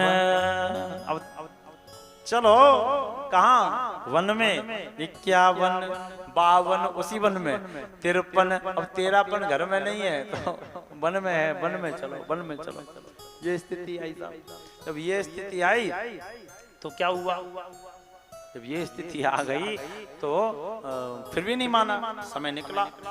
अब तो भैया गवर्नमेंट ने भी रिटायर कर दिया। गवर्नमेंट ने कह दिया 61, 62, ये 60 ही है। क्योंकि दांत गिरे और खुर घिसे पीठ बोझ ना ले, ऐसे बैल बूढ़े बैल को कौन बांध बुझ दे। गवर्नमेंट ने रिटायर कर दिया तो बच्चों ने भी चलो चलिए चलिए चलिए। कोई अनाथ आश्रम है हमारे बाबूजी के लिए, कोई वृद्धाश्रम है हमारे बाबूजी के लिए। अब तो सिस्टम ही बदल गया भाई, सिस्टम बदल गया। हंस के निकालने का विषय नहीं है। अपने संस्कार इतने प्रबल कीजिएगा कि संसार में कोई वृद्धाश्रम खुले ही ना, संसार में कोई वृद्धाश्रम बचे ही ना। अपने संस्कार इतने प्रबल कीजिएगा। लेकिन क्या है कि वो संस्कार हम जैसे लोग न जाने कितने चिल्ला रहे हैं, संस्कार प्रबल होने की जगह घटते और आ रहे हैं, तो वृद्धाश्रम बनना तो मजबूरी है। अब सुनो ना, अभी बात पूरी नहीं हुई, एक बार कह ले। द्वारा तो कोई बुला नहीं पाता, भागवत कराने एक बार में दम निकल जाती है आदमी की। ठीक है सुनो, एक बार कह तो ढंग से लो, कहने से क्यों जाओ, है ना। अब सुनो फिर क्या हुआ। उमर ने रिटायर कर दिया, गवर्नमेंट ने रिटायर कर दिया, बच्चों ने भी कर दिया। वृद्ध हैं बेचारे, एक कमरे में पड़े रहते हैं, गर्म पानी पास रखा रहता है। तो बच्चा जो इनका पोता था, जिसको ये पीठ पे बैठा बैठा के पूरे शिकावाद का चक्कर लगाते थे, उसको फ्रूटी दिलाते थे, मिरिंडा पिलाते थे, चाउमीन दिलाते थे, पता नहीं क्या क्या दिलाते थे। तो बच्चे को ले, वो बच्चा बड़ा हो गया, अब उसकी भी बीटेक हो रही है, इतना बड़ा हो गया तो उसकी बीटेक हो रही है। तो उसका मित्र भी भाई एकदम VIP होगा, अच्छा होगा, वो आया। राहुल है? कौन हो? हमसे मिलो, हम बताएंगे।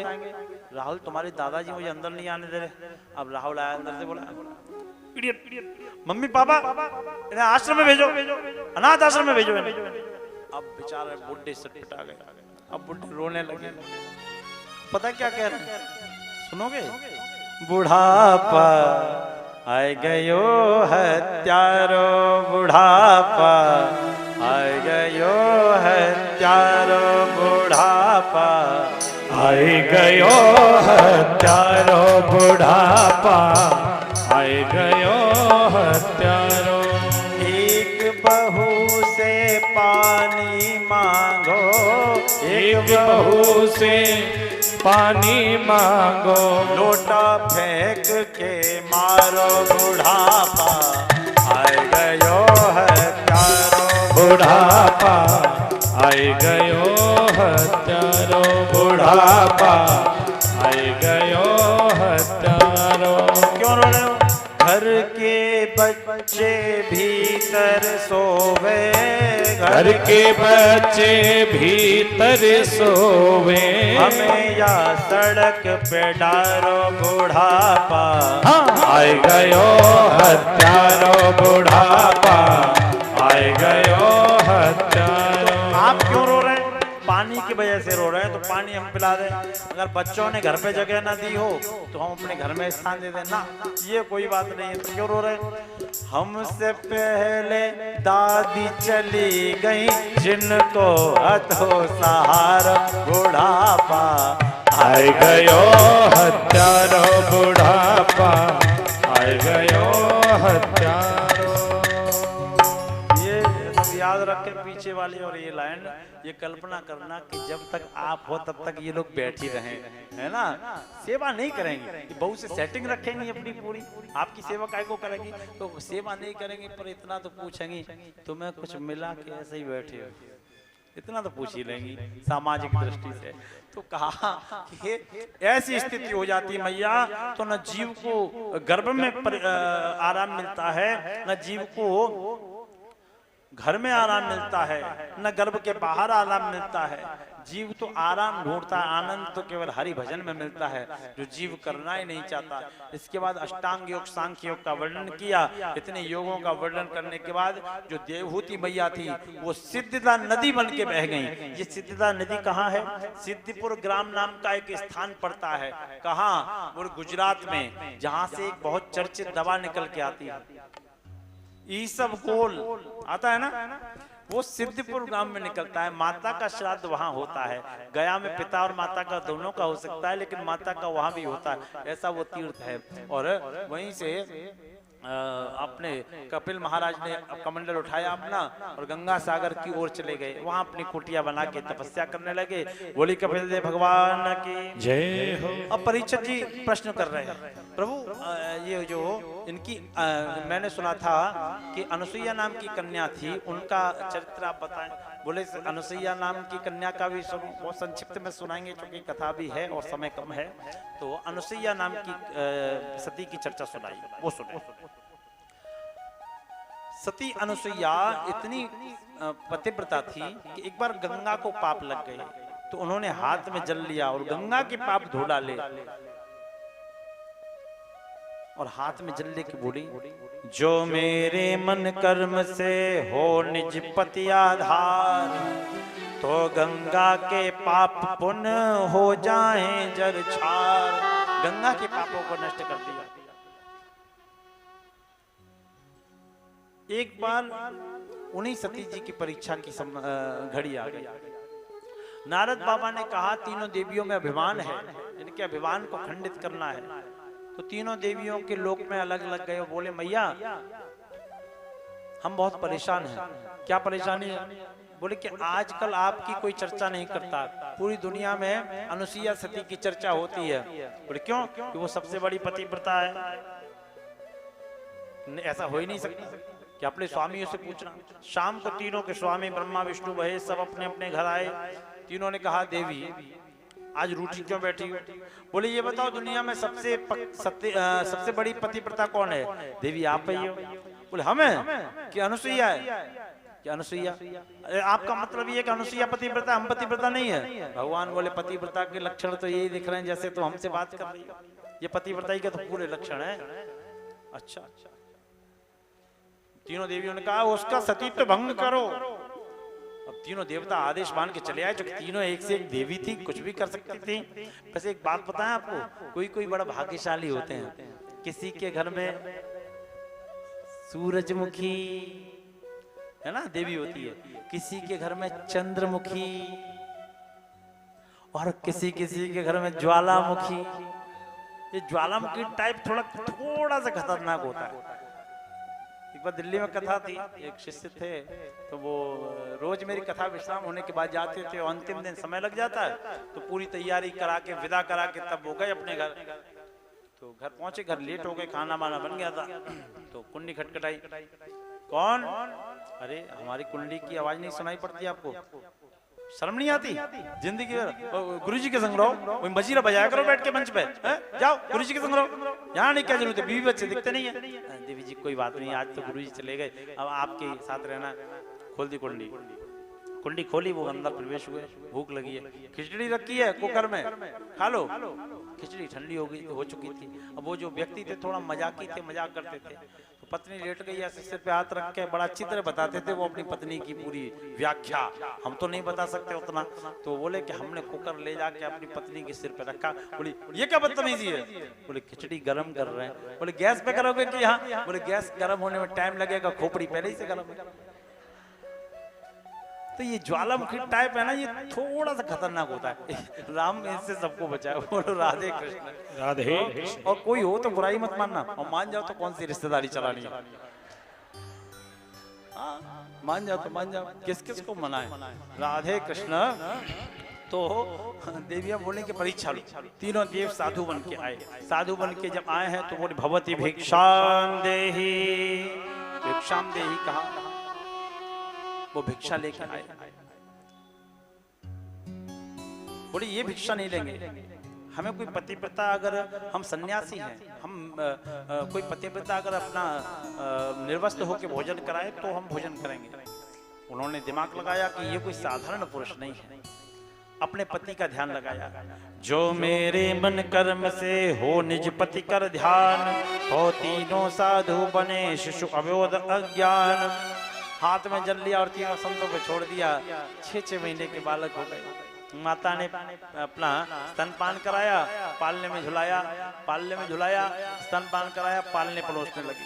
समय व्यतीत हुआ। माता अनुसुईया ने डाल दिया पालना, झूल रहे 3 देव बन करके लालना। झूल रहे 3 देव बन करके लालना। माता अनुसुईया ने डाल दिया पालना। माता अनुसुईया ने डाल दिया पालना। झूल रहे 3 देव बन करके लालना। झूल रहे 3 देव बन करके लालना।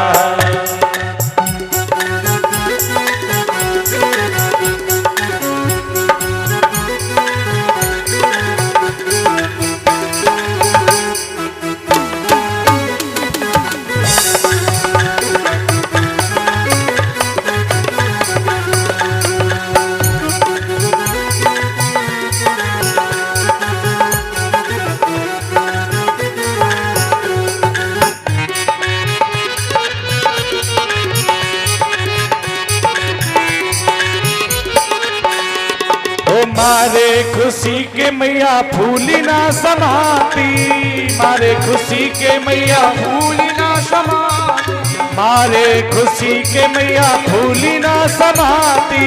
मारे खुशी के मैया फूले ना समाती। गोदी में लेती कभी झूला झुलाती।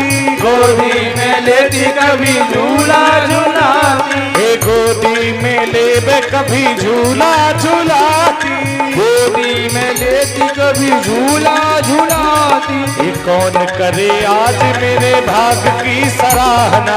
कौन करे आज मेरे भाग की सराहना। 3 देव झूल रहे बन करके लालना।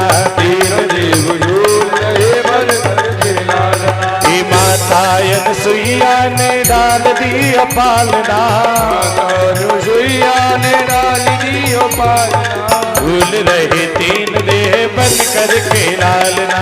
झूल रहे 3 देव बन करके लालना। वो मेरे घर आए मुझे देने बड़ाई। मेरे घर आए मुझे देने बड़ाई। मेरे घर आए मुझे देने आए मुझे देने बधाई।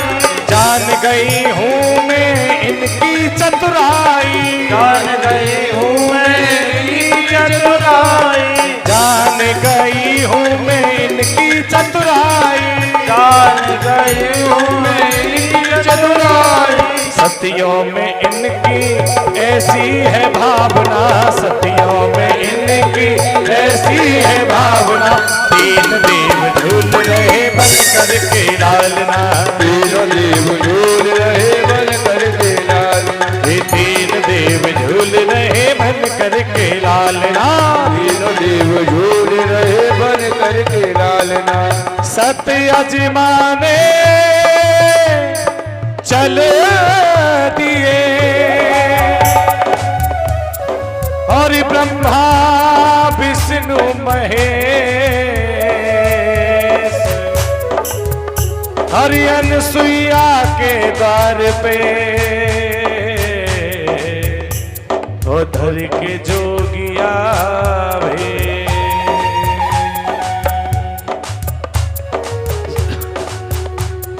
स्वर्ग लोक छोड़ मृत्यु लोक में पधारे,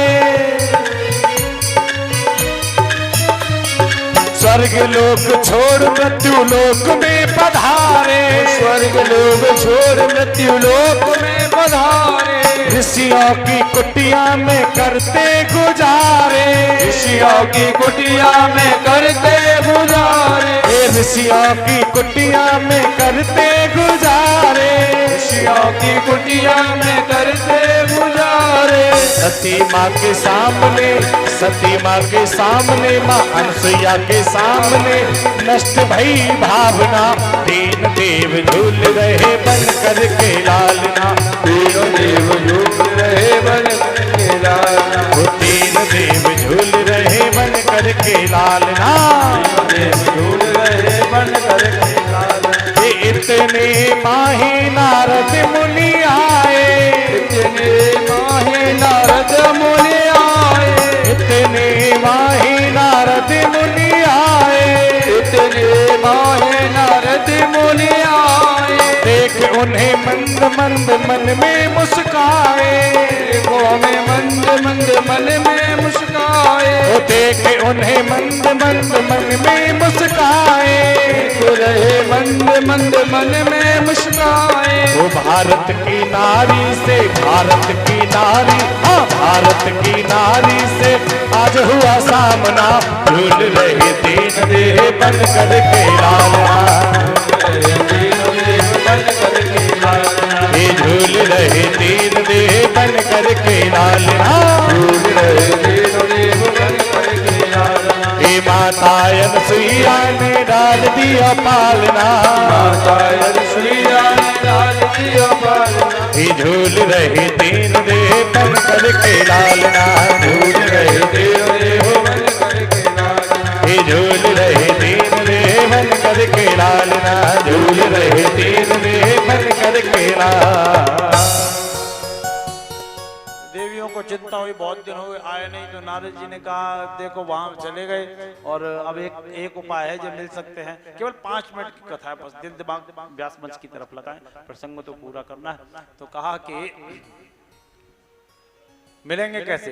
बोले आप जाके उन्हें मांगो। तो तीनों देवी गईं और मैया के दरवाजे पे खड़ी है। मैया ये हमें वापस कर दो। मैया बोले ना हमारे लाल है, अरे हमारे पति हैं। नहीं माने तो अत्रि जी ने समझाया, फिर उनको दिया गया। तीनों ने अपने अंश वहां छोड़े। दत्तात्रेय, चंद्रमा और दुर्वासा तीनों के अंग से प्रकट हुए। बोले त्रिदेव भगवान की जय हो। इसके बाद जब सतियों की चर्चा हुई तो एक चर्चा और आई। बोले कि मैंने सुना है दक्ष जी के घर भी एक सती हुई, केवल 5 मिनट की चर्चा। बोले हाँ, चतुर्थ स्कंद में प्रवेश हम लोग कर चुके हैं। एक सती वहां भी हुई, उनके बारे में सुनेंगे आप लोग? सुनाएं?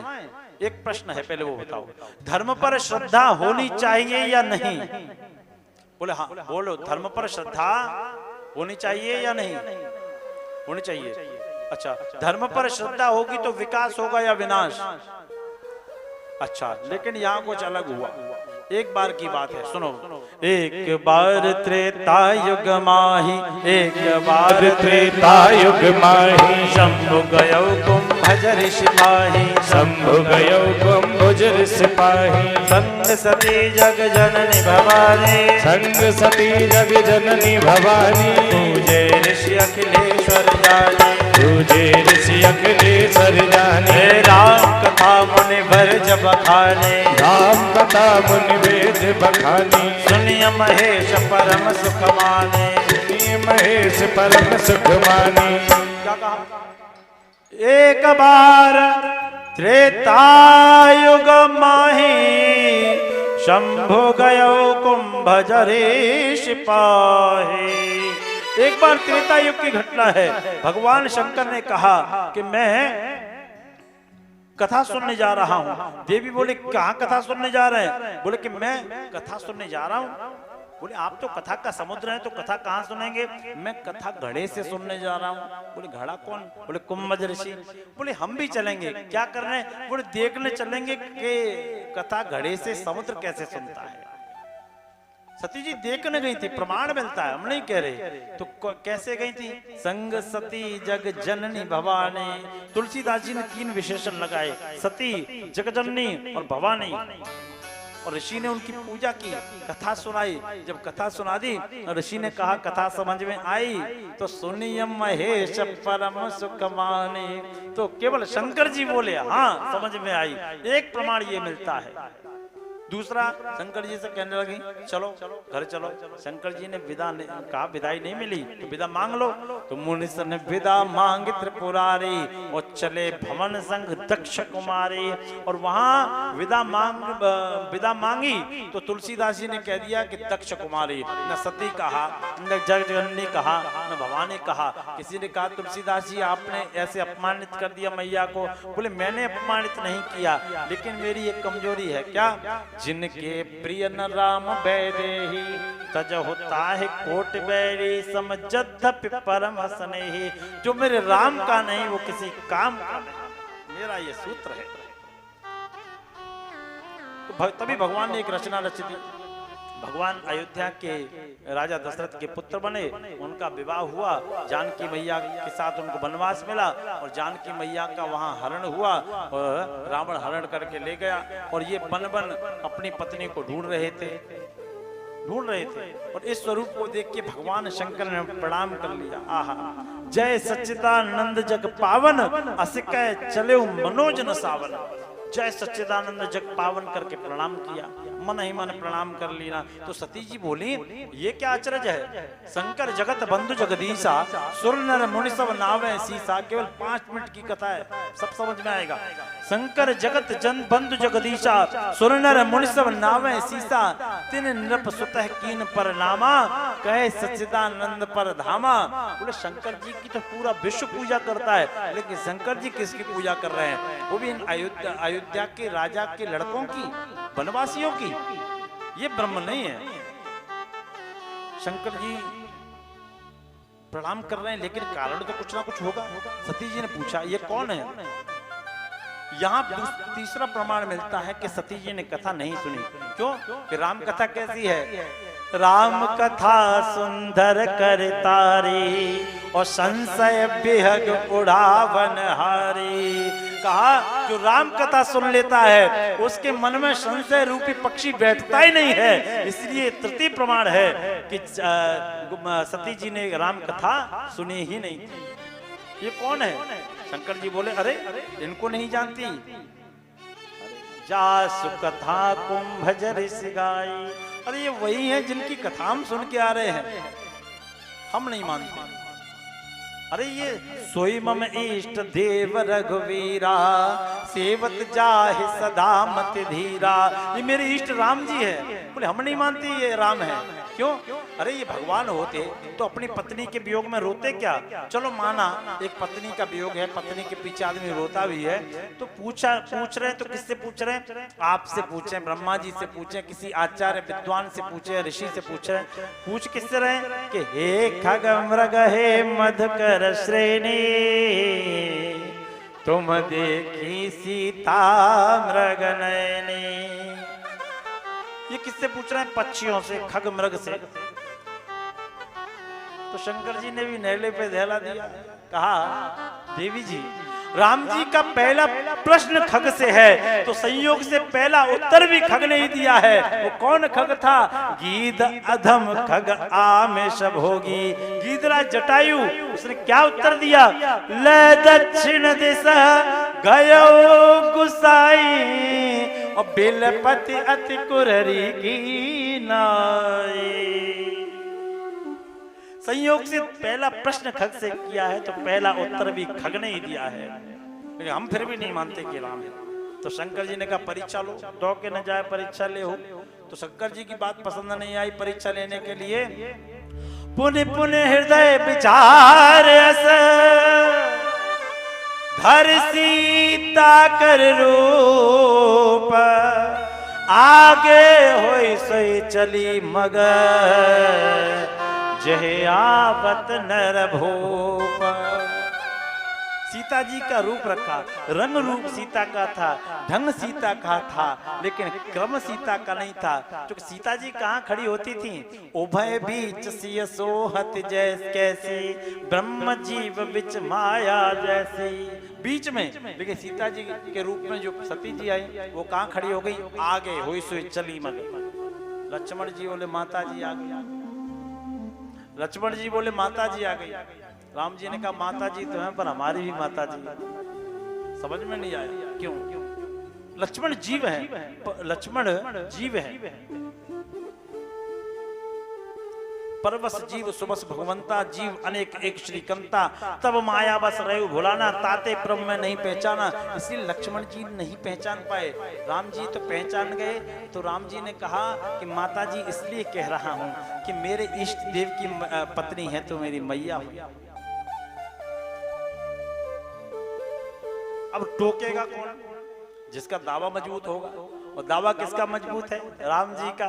तो राम जी ने कहा कहु बहोरी कह वृष के तू, कहु बहोरी कहा वृष के तू, कहु बहोरी कहा वृष के तू, कहु बहोरी कहा वृष के तू, कहु बहोरी कहा वृष के तू, विपिन अकेली फिरो के तू, विपिन अकेली फिरे विधि के तू। आपके स्वामी जी कहाँ हैं? सती जी को लज्जा आ गई, जहां देखें तहां प्रभु आसीना। ओहो, प्रभु से क्षमा मांगी और अपने कैलाश पे आ गया। शंकर जी ने कहा देवी परीक्षा ले ली।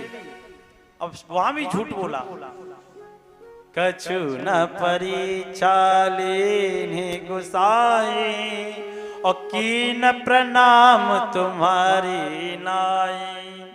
शंकर जी कोई परीक्षा नहीं ली, जैसे आप प्रणाम करते हैं प्रणाम करके चले आए। शंकर जी ने कहा नहीं, अब उस समय भी डिजिटल कैमरे हुआ करते थे, अब के कैमरे तो चार्ज करने पड़ते हैं, पहले चार्ज नहीं करते थे, डिजिटल कैमरा था। तब शंकर देखे उधर ध्याना, सती जो कीन चरित सब जाना। शंकर जी ने ध्यान लगाया, अपने मस्तिष्क की कैमरे को चलाया, रिवर्स फॉरवर्ड किया, क्लिक किया, और जो भी था वो चरित्र सामने आ गया। देवी जी तुमने ऐसे ऐसे किया। अब शंकर जी ने प्रतिज्ञा की, एहे तन सत्य भेंट अब नाही, अब इस शरीर को मैं भेंट नहीं करूंगा। तो सती जी समझ गई इस बात को। अब सोचने लगी ये इस दुख के सागर को मैं कब पार कर पाऊंगी, कब इस दुख के सागर को तरूंगी, ये शरीर मेरा छूट जाए, नवीन जन्म मिले। तो भगवान ने एक लीला रच दी कि दक्ष के यहाँ यज्ञ हुआ, अनेकों विमान उड़ के जा रहे थे। तो सती जी ने कहा प्रभु मेरे पिता के घर, आपके ससुर के घर एक उत्सव हो रहा है, ये विमान वहीं जा रहे हैं, क्या मैं जा सकती हूँ?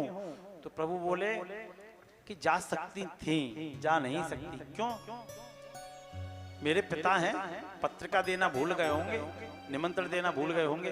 बोले कि ये बात सही है, पिता के घर बिना बुलाए जा सकते हैं, लेकिन अगर कोई कहीं विरोध मांगता हो तो वहां नहीं जाना चाहिए। सती जी नहीं मानी। तो ठीक है जाओ, पहले जिद की थी अब भी जिद कर लो। तो नंदी से कहा अपनी पीठ पे आरूढ़ करा के अपनी मैया को ले जाओ। तो नंदी गए, मैया को साथ ले गए। जब साथ ले गए तो मैया दरवाजे पे पहुंची है, और जैसे ही दरवाजे पे पहुंची है तो ऐसा कुछ देखने को मिला जो मैया की आंखें देख नहीं पाई। दोनों द्वारपालों ने रोक दिया, तुम अंदर नहीं जा सकती, तुम्हारे पिता ने मना कर दिया है, तुम्हारे पिता ने मना कर दिया है। क्यों?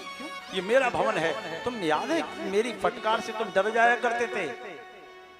देवी आज कुछ भी हो, आज तुम्हारी वो स्थिति नहीं है। तुम्हारे पिता ने कह दिया अगर सती को अंदर आने दिया तो दंड दूंगा। ये वही पिता है जो सती को लाड़ प्यार करता था। पिता भवन जब गई भवानी, दचित्रास काहुलासन मानी। नंदीगण को क्रोध आया, नंदी ने धक्का मारा, आगे बढ़ गए। अंदर देखा तो माहौल बदल गया। सती ने जो सोचा था वो नहीं था, कोई मिला ही नहीं सती से। सादर भली मिली एक माता, भगिनी मिली बहुत मुस्काता। केवल मैया ने अपने हृदय लगाया, बहनों ने तो मजाक उड़ाया। एक बात कहूंगा, क्षमा करना आप लोग, बनी बनी के लाखों निशार होते हैं, जब बनी बिगड़ती है तो दुश्मन हजार होते हैं। जब आपका समय अच्छा होगा तो आपको जो जानता भी नहीं होगा वो कहेगा हमारे रिश्तेदार हैं। जब समय खराब होगा तो आपका सगा भाई सगी बहन कह देगी हमारे तो वर्षों से आना जाना नहीं है। जगत में समय बड़ा बलवान।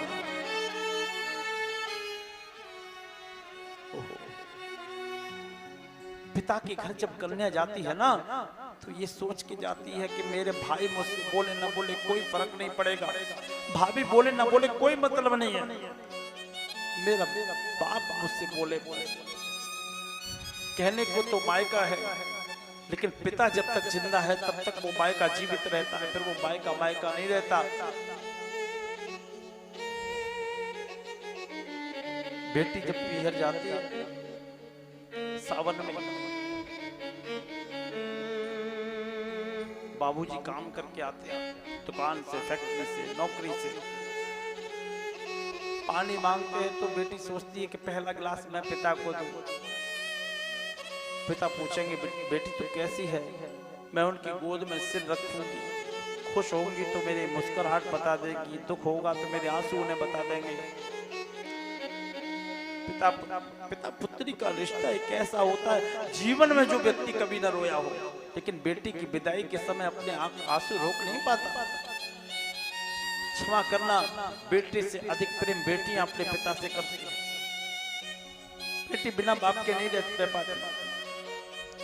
मेरा मंतव्य आप लोगों के दिल को दुखाना नहीं है।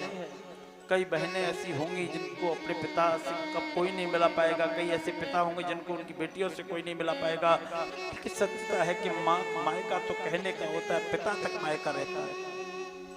उस सती पे क्या बीत रही होगी। तो दक्ष पास से निकल गया। दक्ष न कछु पूछी कुशलाता, बाप बोला ही नहीं। उस बिटिया के हृदय पे क्या बीतेगी जिसका पिता उससे न बोले। क्या लगेगी कि मैं क्यों बेशर्म बन के यहाँ आ गई। दक्ष न कछु पूछी कुशलाता, दक्ष बोला ही नहीं दक्ष। सत्य बिलो की जरे सब गाता।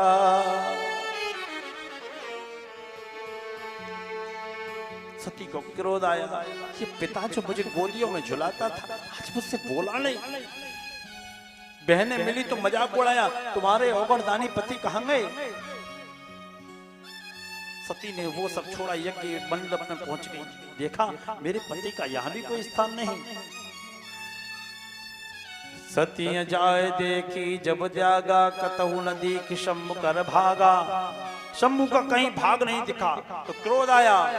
सुनहु सभासद सकल मुनिंदा, कहिए सुनिए जिन्हें शंकर निंदा। आप सभी जितने लोगों ने शिव जी की बुराइयां सुनी हैं, अस कह जोग अग्नि तन जारा, उन्हें श्राप दिया और अपना शरीर योगाग्नि में भस्म कर दिया। भय सकल मक हाहाकारा, पूरे यज्ञ में हाहाकार मच गई। नंदीगणों ने उत्पात मचाना प्रारंभ कर दिया। शंकर जी को जब समाचार मिला तो जटा को उखाड़ा, पृथ्वी पर पटका। वीरभद्र नाम का उनका गढ़ प्रकट हुआ और यज्ञ विध्वंस करने वीरभद्र आ गए। भग देवता के नेत्र फोड़ दिए, भगु जी की दाढ़ी खींच ली, यज्ञ को विध्वंस कर दिया। शिव जी ने दक्ष के सिर को धड़ से अलग कर दिया।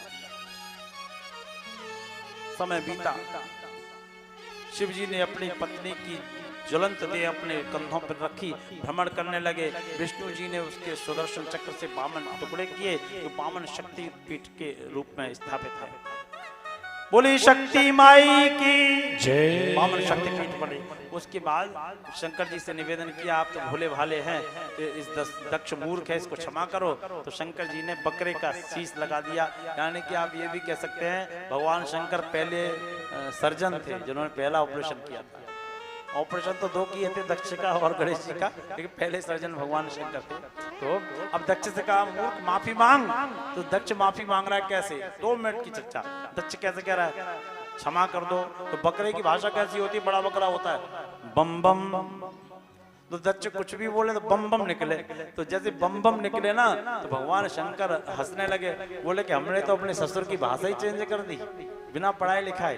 तो कहते ना बम बम भोले, कहते ना बम बम भोले। तो बम बम जैसे ही कहते हैं ना, शंकर जी को अपने ससुर का वो दृश्य याद आता है और वो प्रसन्न होते हैं। इसलिए बम बम भोले शंकर जी के सामने अवश्य बोला जाता है। कहते बम बम भोले, हर हर महादेव बम बम भोले। तो बम बम से उन्हें प्रसन्नता होती है।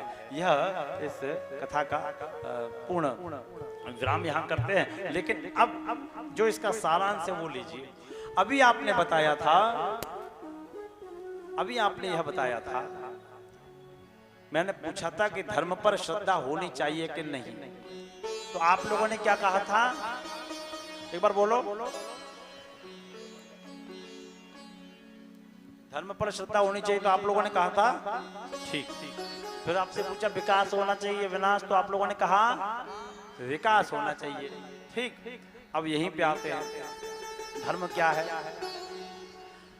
भवानी शंकरौ वृंदे श्रद्धा विश्वास रूपिणौ। ये विद्वानों की सभा है, बड़ा ध्यान दें। भवानी शंकरौ वंदे श्रद्धा विश्वास रूपिणौ। श्री रामचरितमानस का जब प्रारंभ होता है तो यह दृश्य बताया गया कि भवानी शंकरौ वंदे श्रद्धा विश्वास रूपिणौ। तो भवानी जी कौन है? श्रद्धा कौन है? एक बार बोलो कौन है? अच्छा, विश्व भवानी शंकरौ वंदे श्रद्धा विश्वास। तो विश्वास कौन है?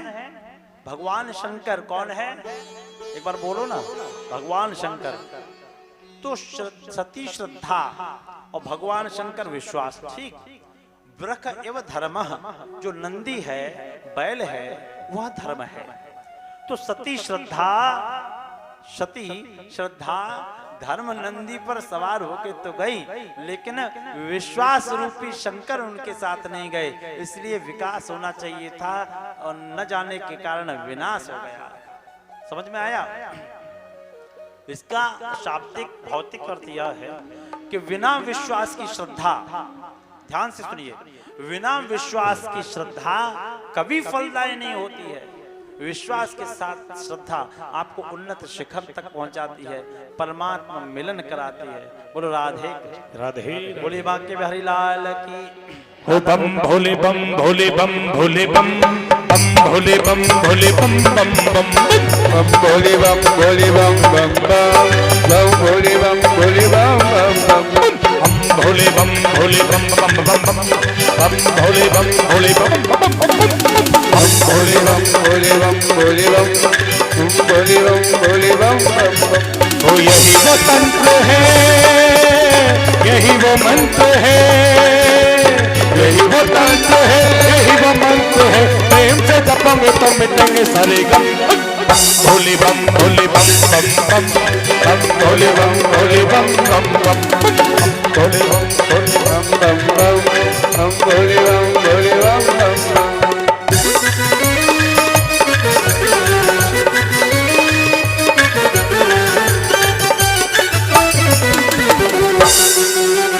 सभी हाथ उठाइए।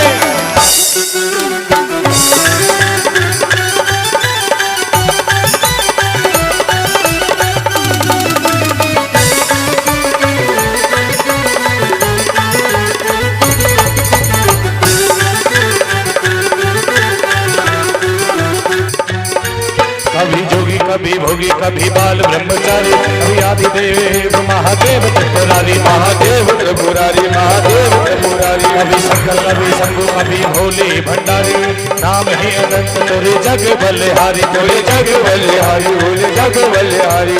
शिव का नाम लो सुबह शाम लो शिव का नाम लो सुबह शाम लो आते रहो जब तक दम में दम बम भोले बम भोले बम बम बम भोले बम भोले बम बम बम भोले बम भोले बम बम बम बम भोले बम भोले बम बम।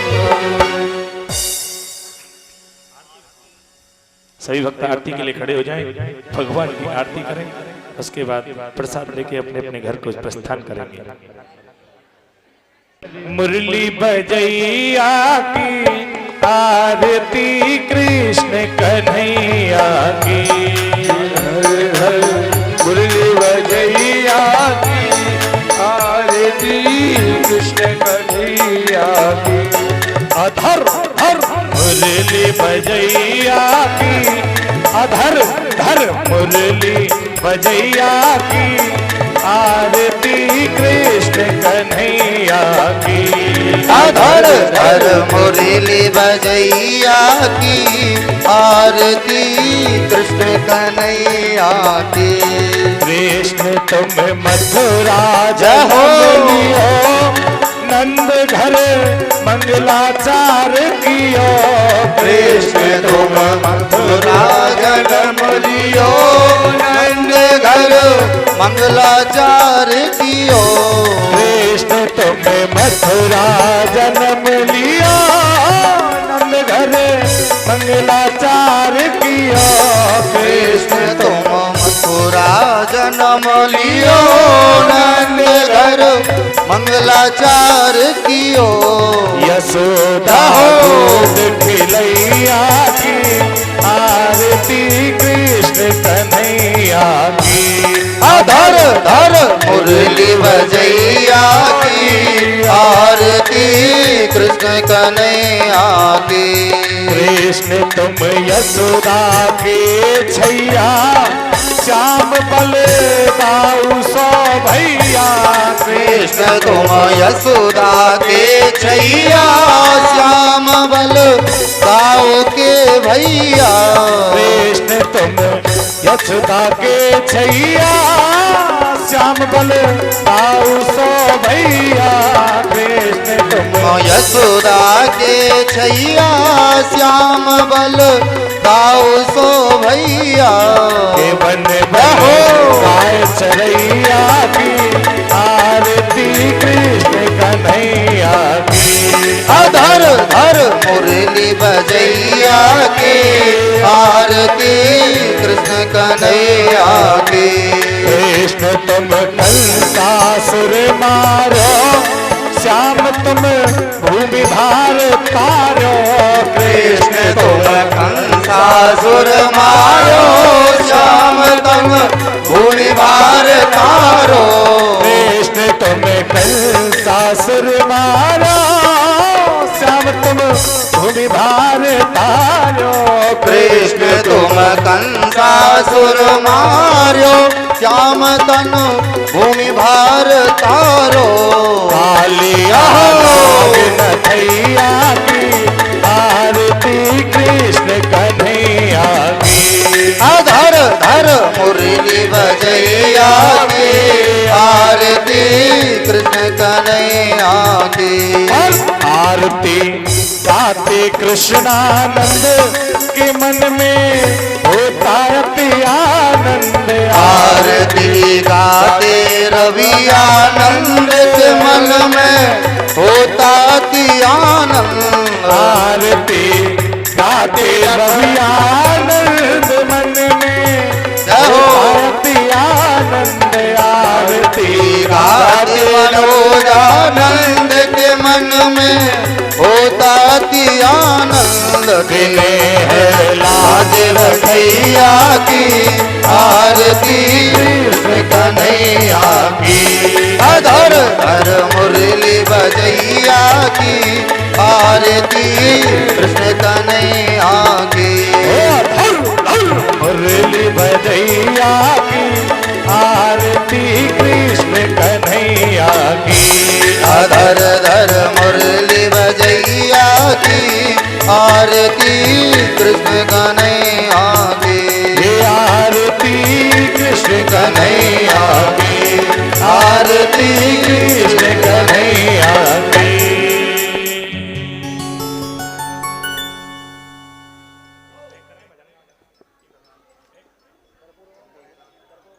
कर्पूर गौरम करुणावतारम संसार सारम भुजगेंद्र हारम सदा वसंतम हृदयारविंदे भवम भवानी सहितं नमामि त्वमेव माता च पिता त्वमेव त्वमेव बन्धुश्च सखा त्वमेव त्वमेव विद्या द्रविणां त्वमेव त्वमेव सर्वं मम देव देव। सभी भक्त बड़े ही भाव से भगवान के मंत्र पुष्पांजलि करेंगे। हाथ जोड़ें और भगवान की मंत्र पुष्पांजलि करें। आरती बंद कर दें। आरती हो चुकी है, शांति भी हो चुकी है। आरती ले देवासानि धर्माणि व्रतमान्यः सन्नाते हनागम महिमानः सचन्दद्र पूर्वे साध्याः सन्ति देवाः हरिः ओम् एकदन्ताय विद्महे वक्रतुण्डाय धीमहि तन्नो अरे अभी कहीं फेंक रही अम्मा दंते प्रचोदयात् हरिः ओम् तत्पुरुषाय विद्महे महादेवाय धीमहि तन्नो रुद्रः प्रचोदयात् हरिः ओम् अंजनी सुताय विद्महे पवनपुत्राय धीमहि तन्नो हनुमत् प्रचोदयात् हरिः ओम् नन्दनन्दनाय विद्महे यशोदानन्दनाय धीमहि तन्नो कृष्णः प्रचोदयात् सेवन्द कावकुल चम्बक पाठलब्जैर् पुण्णागजात करवीर रसाल पुष्पै बिल्वा प्रबाल तुलसी दलमञ्जरेवे त्वां पूजयामि जगदीश्वर मे प्रसीद नाना सुगन्धवसवाणी राकालोद्भवानि च पुष्पाञ्जलिर्मया दत्त्वा गृहाण परमेश्वर भगवते प्राणपुरुषोत्तमाय नमः सर्वदेवी देवताभ्यो नमः मंत्र पुष्पाञ्जलिं समर्पयामि। बोले श्रीमद् भागवत महापुराण की, पूज्य व्यास जी महाराज की, सुखदेव जी महाराज की, सियावर रामचंद्र भगवान की, हनुमान जी महाराज की, शंकर भगवान की, चौमुखी महादेव की, धर्म की अधर्म का प्राणियों में विश्व का गौ माता की गौ हत्या सत्य सनातन धर्म की आज के आनंद की नमः पार्वती पते हर हर महादेव। जय जय श्री राम, जय जय श्री राम, जय जय श्री राधे श्याम। सभी भक्त अपने अपने स्थान पर बैठ जाएं।